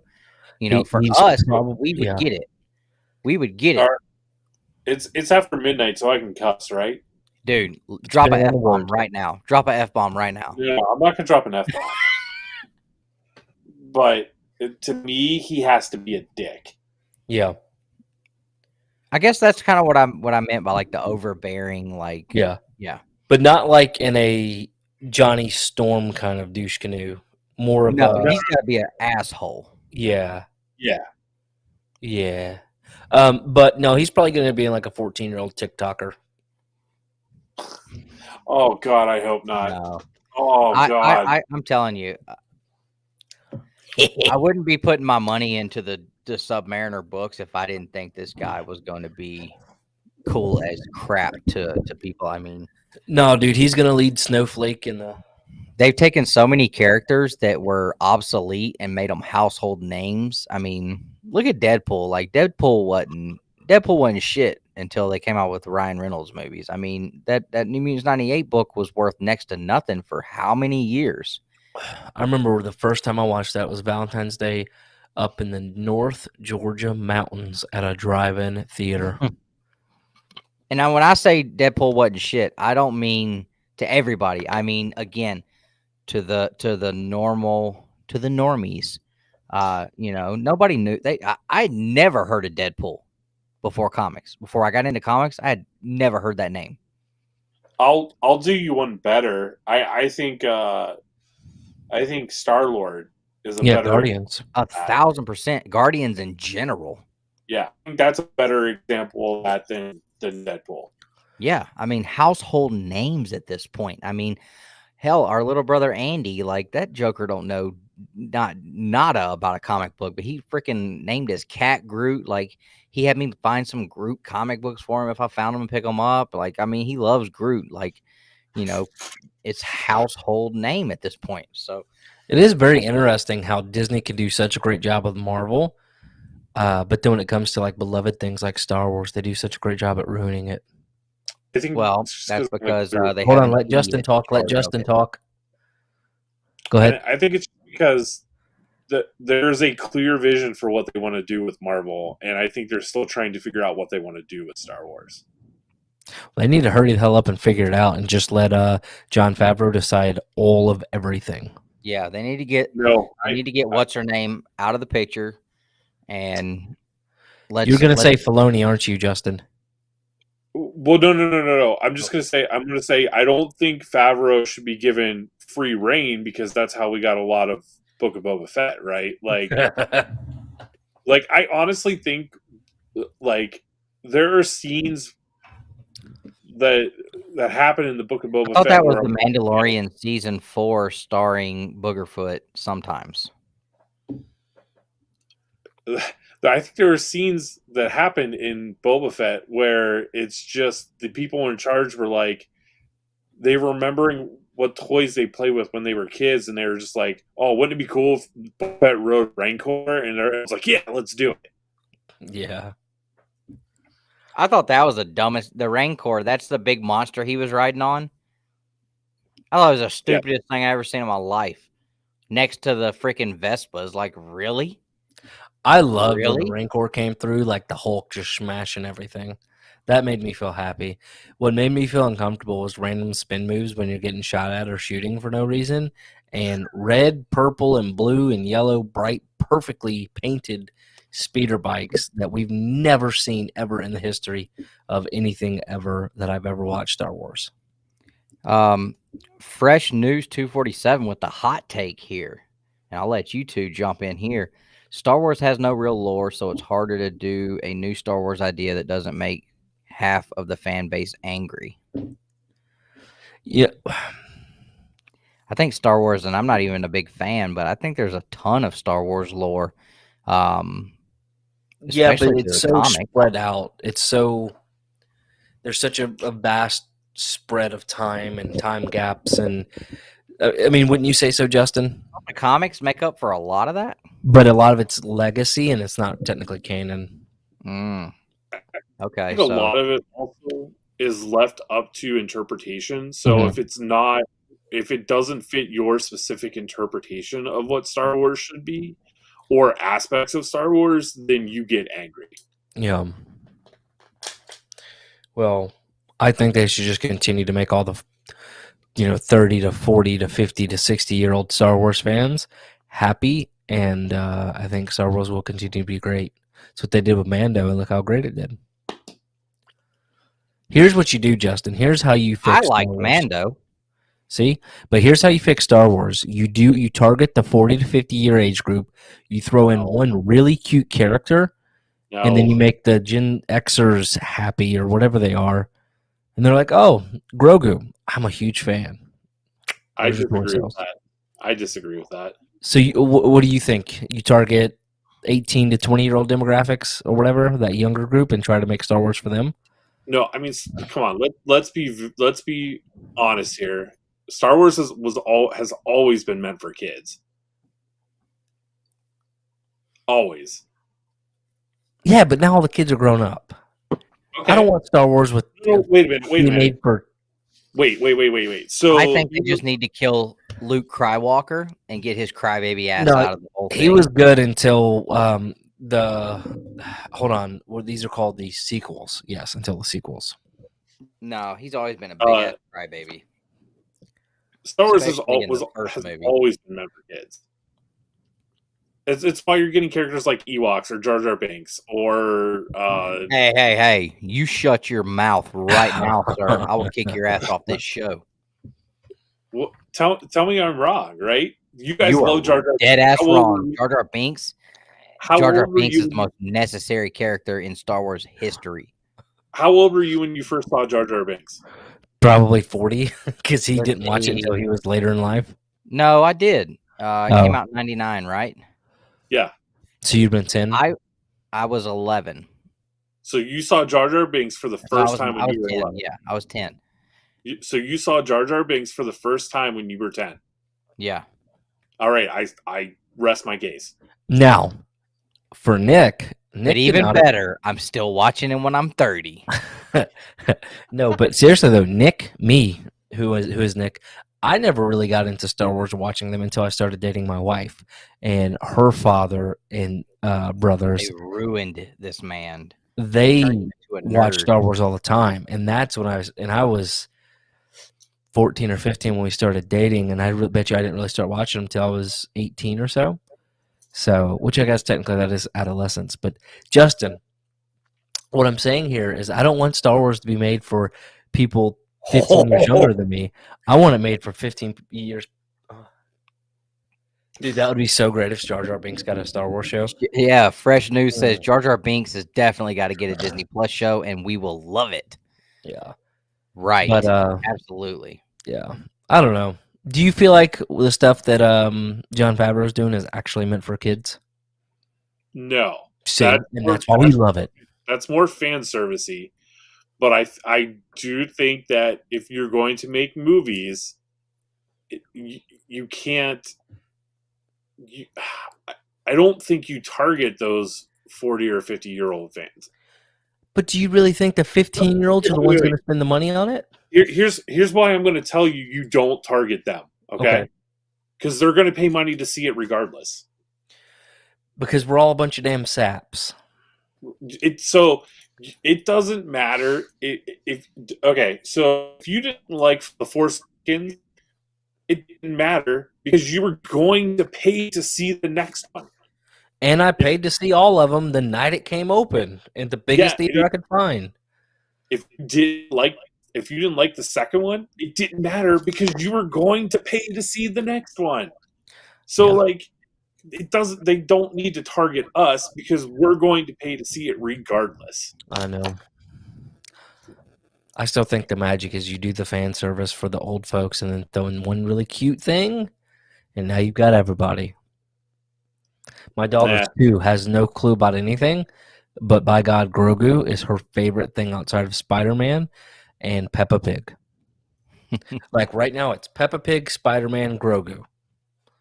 If I give her a choice of shirts to wear between Spider-Man and her Grogu sweater, she literally will just stand there and go, both? I'm like, no, Ellie, you can't wear both. So fine, cut the damn ears off, tie them onto my Spider-Man shirt, and let's go. Oh my this is God. bullshit, Dad. Let's come on. We can figure this out.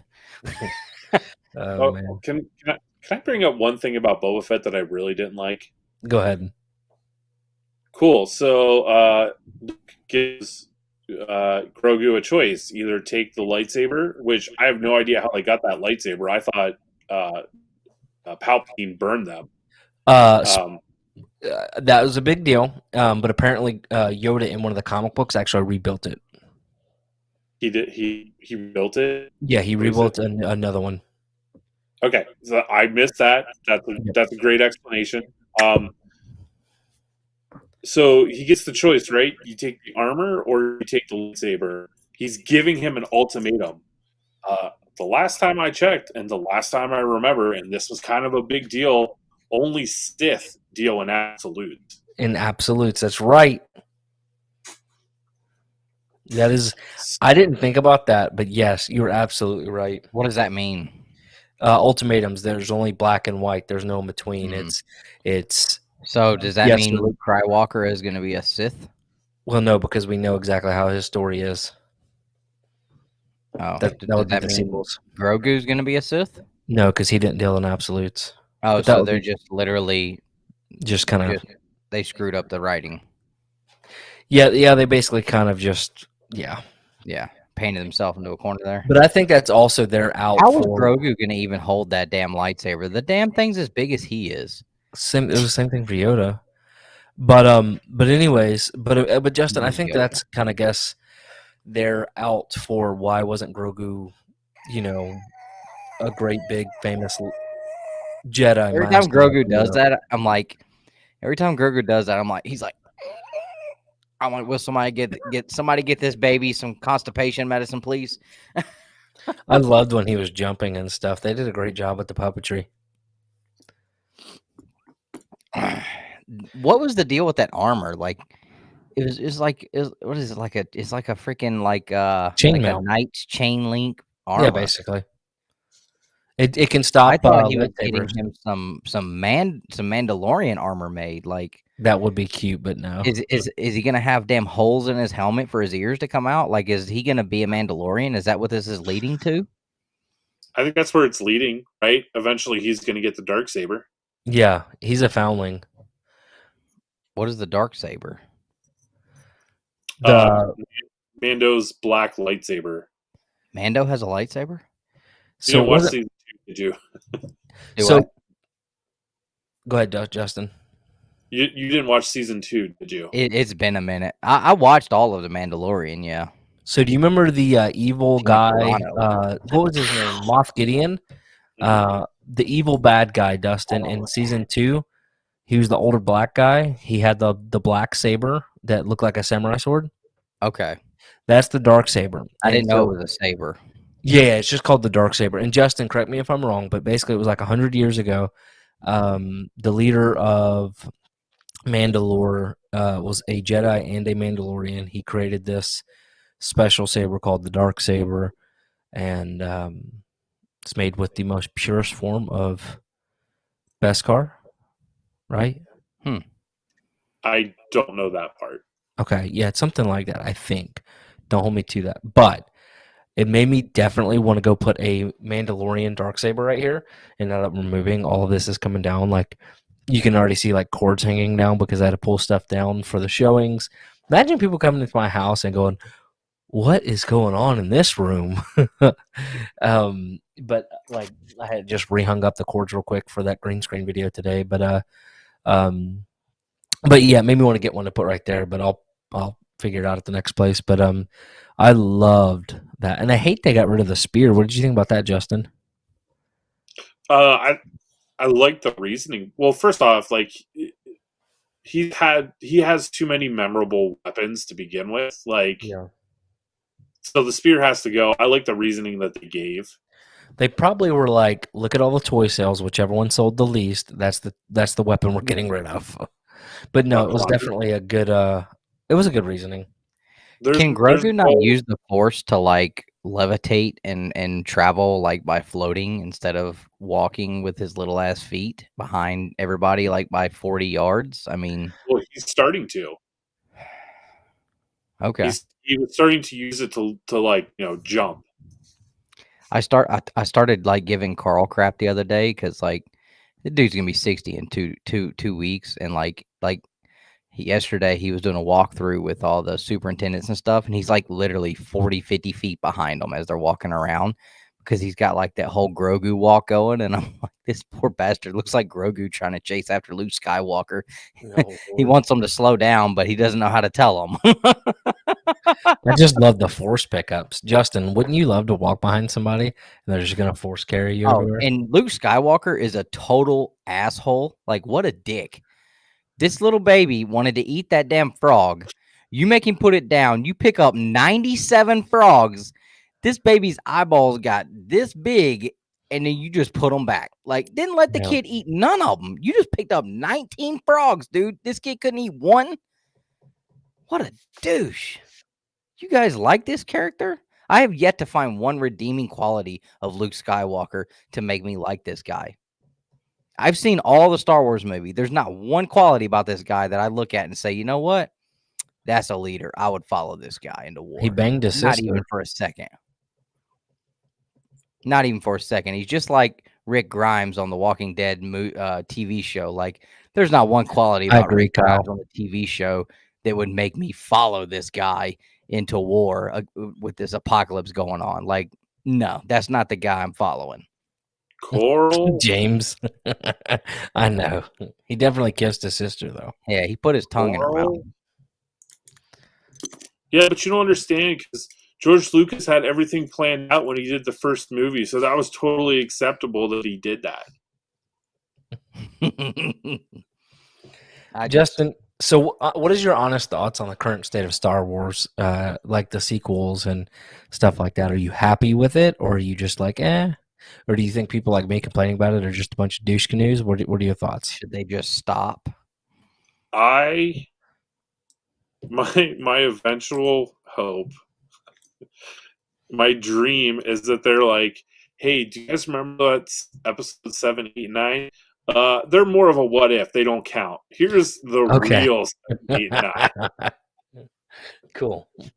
So you agree they Almost suck? like Well, I guess it's a yes or no. Okay, We're so dealing in absolutes. I'll come out and say it. I really enjoy the message that The Last Jedi is trying to tell. I don't necessarily like the way they told it. Yeah. What's but- the message? So the message that I got from The Last Jedi is that everything has to be in balance. Yeah. Everything has to be equal. So The Last Jedi ends, and the Sith Master and the Jedi Master are both gone. All that's left is the Sith Apprentice and the Jedi Apprentice. So it's one each. The Force is balanced. Well, that's And always been the thing with Star Wars. Like, there's gotta be that balance in the Force.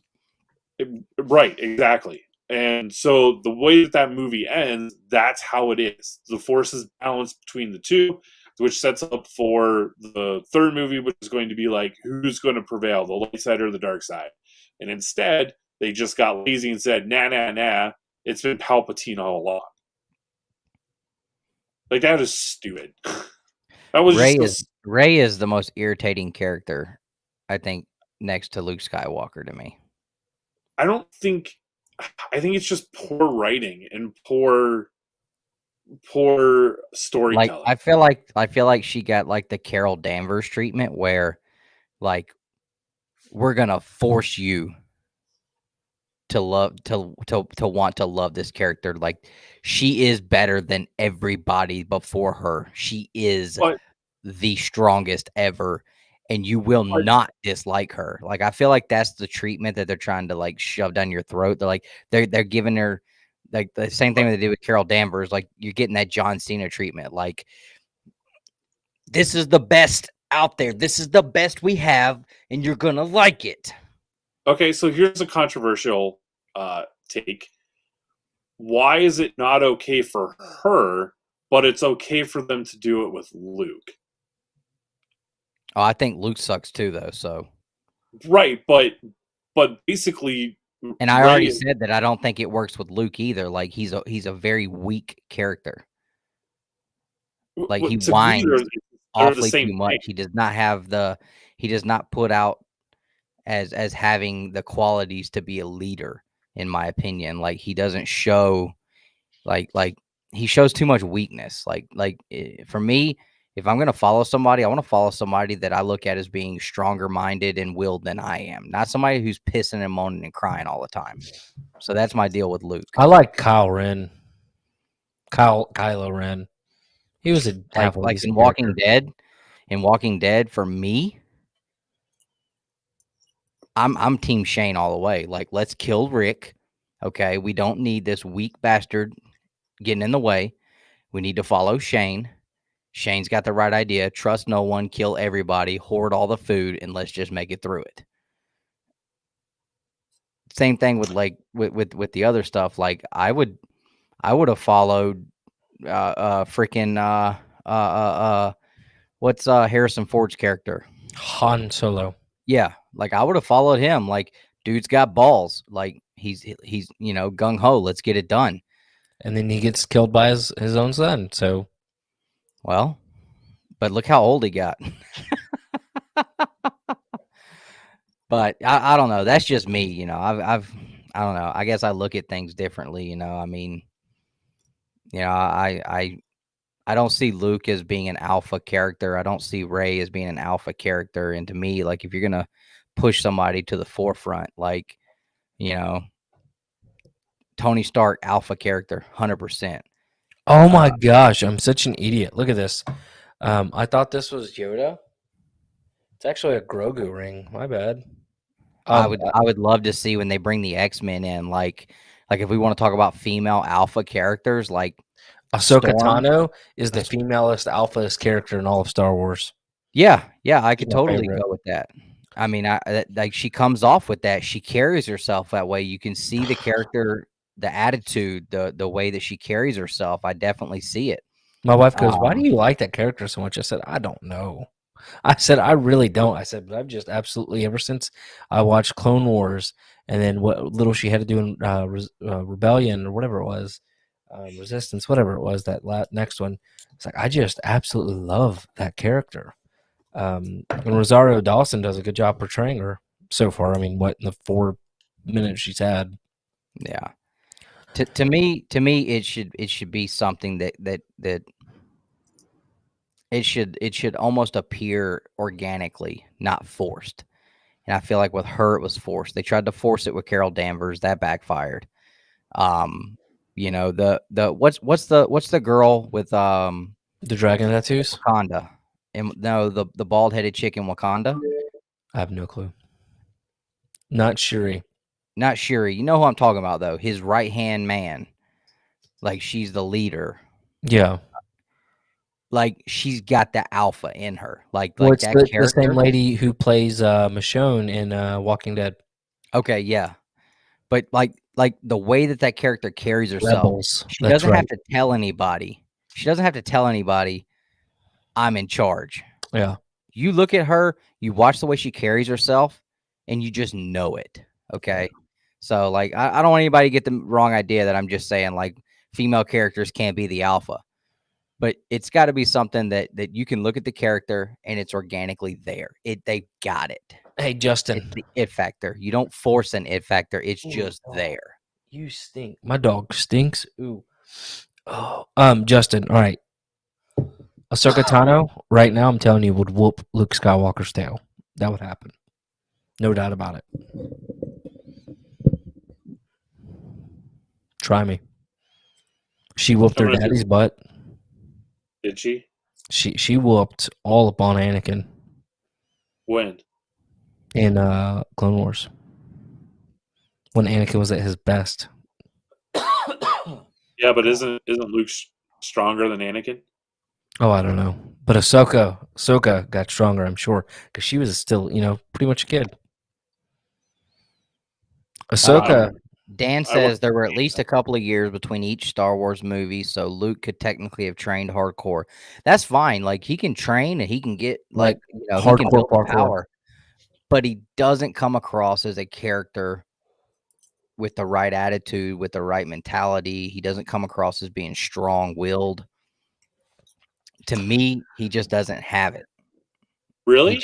He whines way too much. He whines way too much. You don't think he's too strong-willed, or he doesn't show any sort of strong-willness in Return of the Jedi?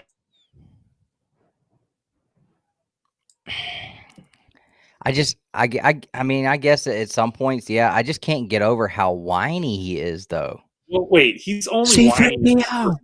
He's only whiny in the first one. Yeah, but it carries on. Like I can't forget it.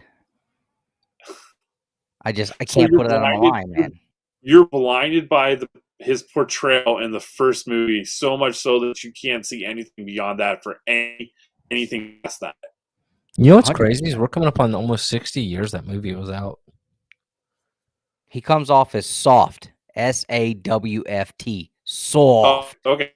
So you're blinded then. You're so blinded by him by one time that you can't Do see you see how past it. mad he is?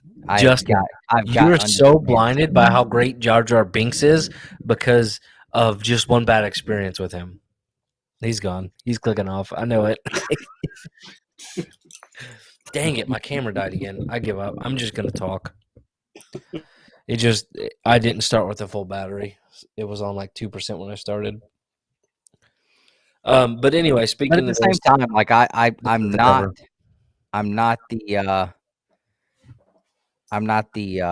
the ultimate Star Wars. Like I've watched enough to be able to hold a casual conversation, but you know, I mean, you guys are all about it. So, but I'm just talking in general. Like if we get away from Luke, fine. But like the way that they did Ray, like I looked at it like it's just like the John Cena treatment. Like, okay, here's your new character that you're gonna love. You have no choice in the matter. This is it. And I'm like, and they did the same thing with Kylo Ren. Like, what? Like, why did he have to be such a little bitch? I'm sorry. He he was kind of like the third in line to be the best ever, and it was a lot of pressure. His dad was a douche canoe, and Yeah, but like there his was mom was like weak. he should have never taken off the mask, bro. When he had the mask on, like the first time I saw this dude, I was like, yo, he's badder than Vader, man. Like this dude is tough as shit looking. And he took Yeah. off the mask and threw a temper tantrum, and I can't see anything past that. You're a titty baby, and you just sit and cry all the time. Like, bro, you were such a badass, and you took the mask off. Same thing with like Boba. Like, bro, why y'all keep taking the helmet off my man? Like, put the helmet back on his old ass. Get the double in there, and make him out. Let him be the badass that he's supposed to be. I don't know. And I mean, Justin's literally, look at the veins popping in this guy's forehead. Like I can see them even through the graininess of his camera right now. The man is upset with me right now, but it's just, I don't know, man. I don't know. Well, When I so look at these characters that are in these lead roles, I try to look at it like, okay, if I'm in this, if this is real life, would I follow this person, or am I going to be the one that is going to try to start the freaking mutiny to take them out, and we need a new leader? And that's just how I look at it. Like, if the world's going to shit and I got to pick a team to be on, is this the person I'm going to follow and put everything in their hands? And some of these characters, I just don't see it. Okay, first off, why do you view every character like that, and how many movies does that ruin for you? It's just how I look at stuff, man. Like I just, I don't know. If you're gonna put a character in a lead role, like, make it believable that they can actually lead and get you through it. And if they don't come off that way, then it's like it's either poor writing or poor acting. I don't know. Like Rick Grimes in the comic books. Rick Grimes in the comic books, dude's a savage, full of savagery. Loved it. Why they messed it up on the show, I don't know. But I wish Shane would have just killed Rick Grimes in like the third episode and got it over with. And let's go with Shane all the way. So then you don't believe in things like story or character development or story progression? Yeah, the problem is with Rick is like he didn't progress. I'm not talking about Rick. I'm talking about Luke. Hold on. Talking about one still question. Stuck on Luke? I got a question. Can Nick talk? Yeah. All right. This man is mad as piss. I done shit all over his favorite Justin. character. I'm sorry, Justin. Luke is not my favorite Star Wars character. It's clearly the Ewoks. Clearly.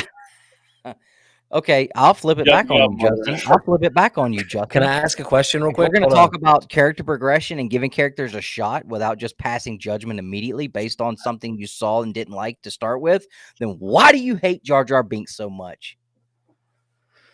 What is his story or character development or progression? We the don't greatest know. Sith It of all hasn't time. been finished yet. All right, fine. Then until it is finished, I'm allowed to hate. Okay, well, Luke's is done, and I still hate him. Justin, quick question. Who is You're going to tell me Luke didn't look about sorry as shit in his last two movies? Didn't do a damn thing. Hey. Nick's here and he wants to say something. Can he talk? Go ahead. All right, Justin, who is Cullen Bunn done the most work for out of Marvel or DC? Between the two? Yeah. Say it again, Nick. I was Cullen reading Bunn. comments. Do what? Who is Cullen Bunn done the most work for between Marvel and DC? I would say Vertigo. I Well, say Marvel. I don't know if he did much for Vertigo. Okay, I'm just trying to figure out reading- what's going on here, because he put a tweet out yesterday that says we're not in the Cullen Bunn business anymore, or harsh words to hear from a publisher, but also screw them. They were barely in the Cullen Bunn business when I was writing dozens of books for them. This tweet brought to you by, and then it's just a glass of whiskey. I'm sitting there thinking, who is pooping on Cullen Bunn? I would have thought it was DC, but I could be wrong. It's not Boom, because he's doing that wonderful book with them. I feel like that's a question that Vince would know the answer to, because I know Colin Bunn did like some horror stuff. He was doing a crap ton of stuff on with the X-Men. Yeah. Oh, really? I didn't know that. All right, hold on. I gotta get it, Dan, for a second. Dustin complains about Luke's whining, but what about Anakin, Darth Vader? He whines through most of the prequels. 100%, bro. 100%. I didn't like Anakin until the third movie. When he started killing kids. When he just started killing everybody. When it finally clicked, like, you know what, bro? Everything's effed up. And the only way I'm going to be able to make it out, I just got to take over, bro. I just got to take over. So I'm killing everybody, and we're going to start over. Oh, my God. It's about making it through. It's about lasting. You got to take care of you and yours first, man. I'm telling you. World starts coming to an end, bro. It's gonna be hard times for anybody that comes across me and my family, because when it's you or the person in front of you, bro, you gotta make it out of there. That's all it is. And all right, so real quick, Justin's head's about to explode. He's like, "Why does everything have to go to the end of the world and you surviving?" I don't know, dude. That's my mentality. So right, real quick, wrong, or in between. Justin's pissed. So real quick, because we gotta go. It's 1 o'clock y'all's time. I gotta get up early and drive. It's 12 o'clock. Y'all want to talk about Peacemaker real quick and then call it day? Yeah. All right. I think it would do good for me and Justin to get off the Star Wars topic. Peacemaker. That was the best 30-second fight scene I've ever seen in my life in the finale. Bro, when he pulled out the shield, I was like, and he that shit was slick. And Vigilante is the greatest character to ever come out of any comic book, TV show, or movie.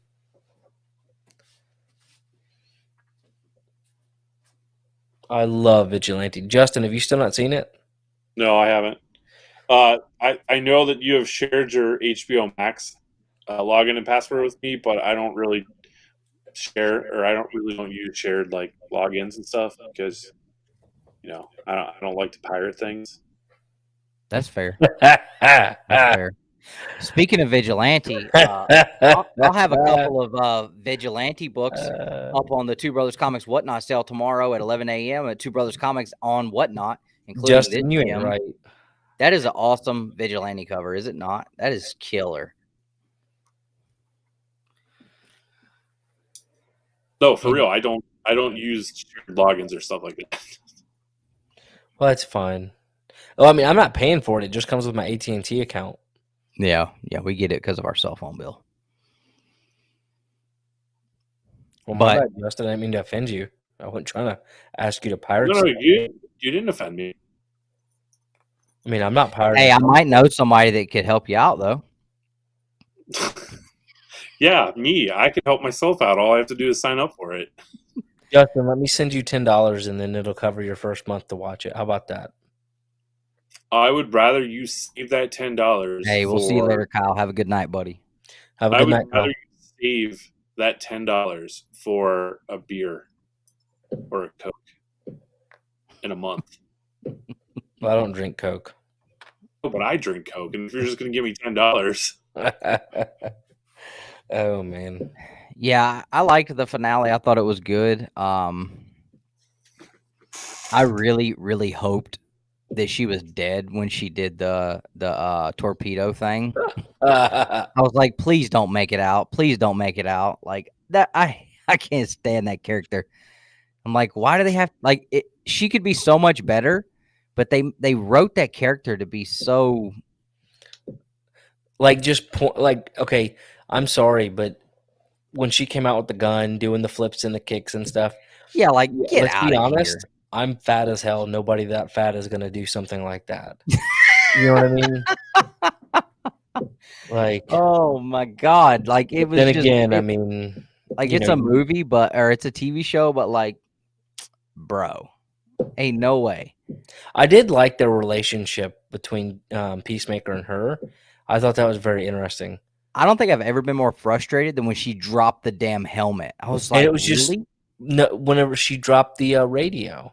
Yeah, that was what it was. The radio. Yeah, and it I'm was like, so really? like stupid. Like she has you watch literally her. screwed up everything. Like she like this is obviously the dumbest person on your team. Like give it to Diebeard. And you can see, you see, Diebeard broke his freaking leg. I know, like he's trying to be like do this heroic thing, and like his dumbass breaks his leg. Like way to go! I almost cried whenever he started telling the butterflies about why Did he you dyes his really? beard. I'm like, dang, dude, my heart is breaking for you. I can't get that attached to a character. I don't guess. I don't know. I didn't. It's weird, dude. It's just random stuff. I mean, I didn't literally almost cry, but you know, I was like emotional. I was like feeling his pain. But no, like you can see in because I watched that. I've watched the finale a couple of times, and I'm like, really? She just opens her hands wide open. It was terrible acting job, is what I'm getting at. Yeah, I don't know. I don't know. But when he got the shield out, I was like, there it is. Yeah, I love how it just showed up and no explanation. Right. That was the Good. other thing. Like, where the hell did that come from? Like, this is probably like the only show they can get away with some shit like that too, though. Because like, I don't like James Gunn as a person. I think he's a terrible human being, but he does some dang good jobs with movies.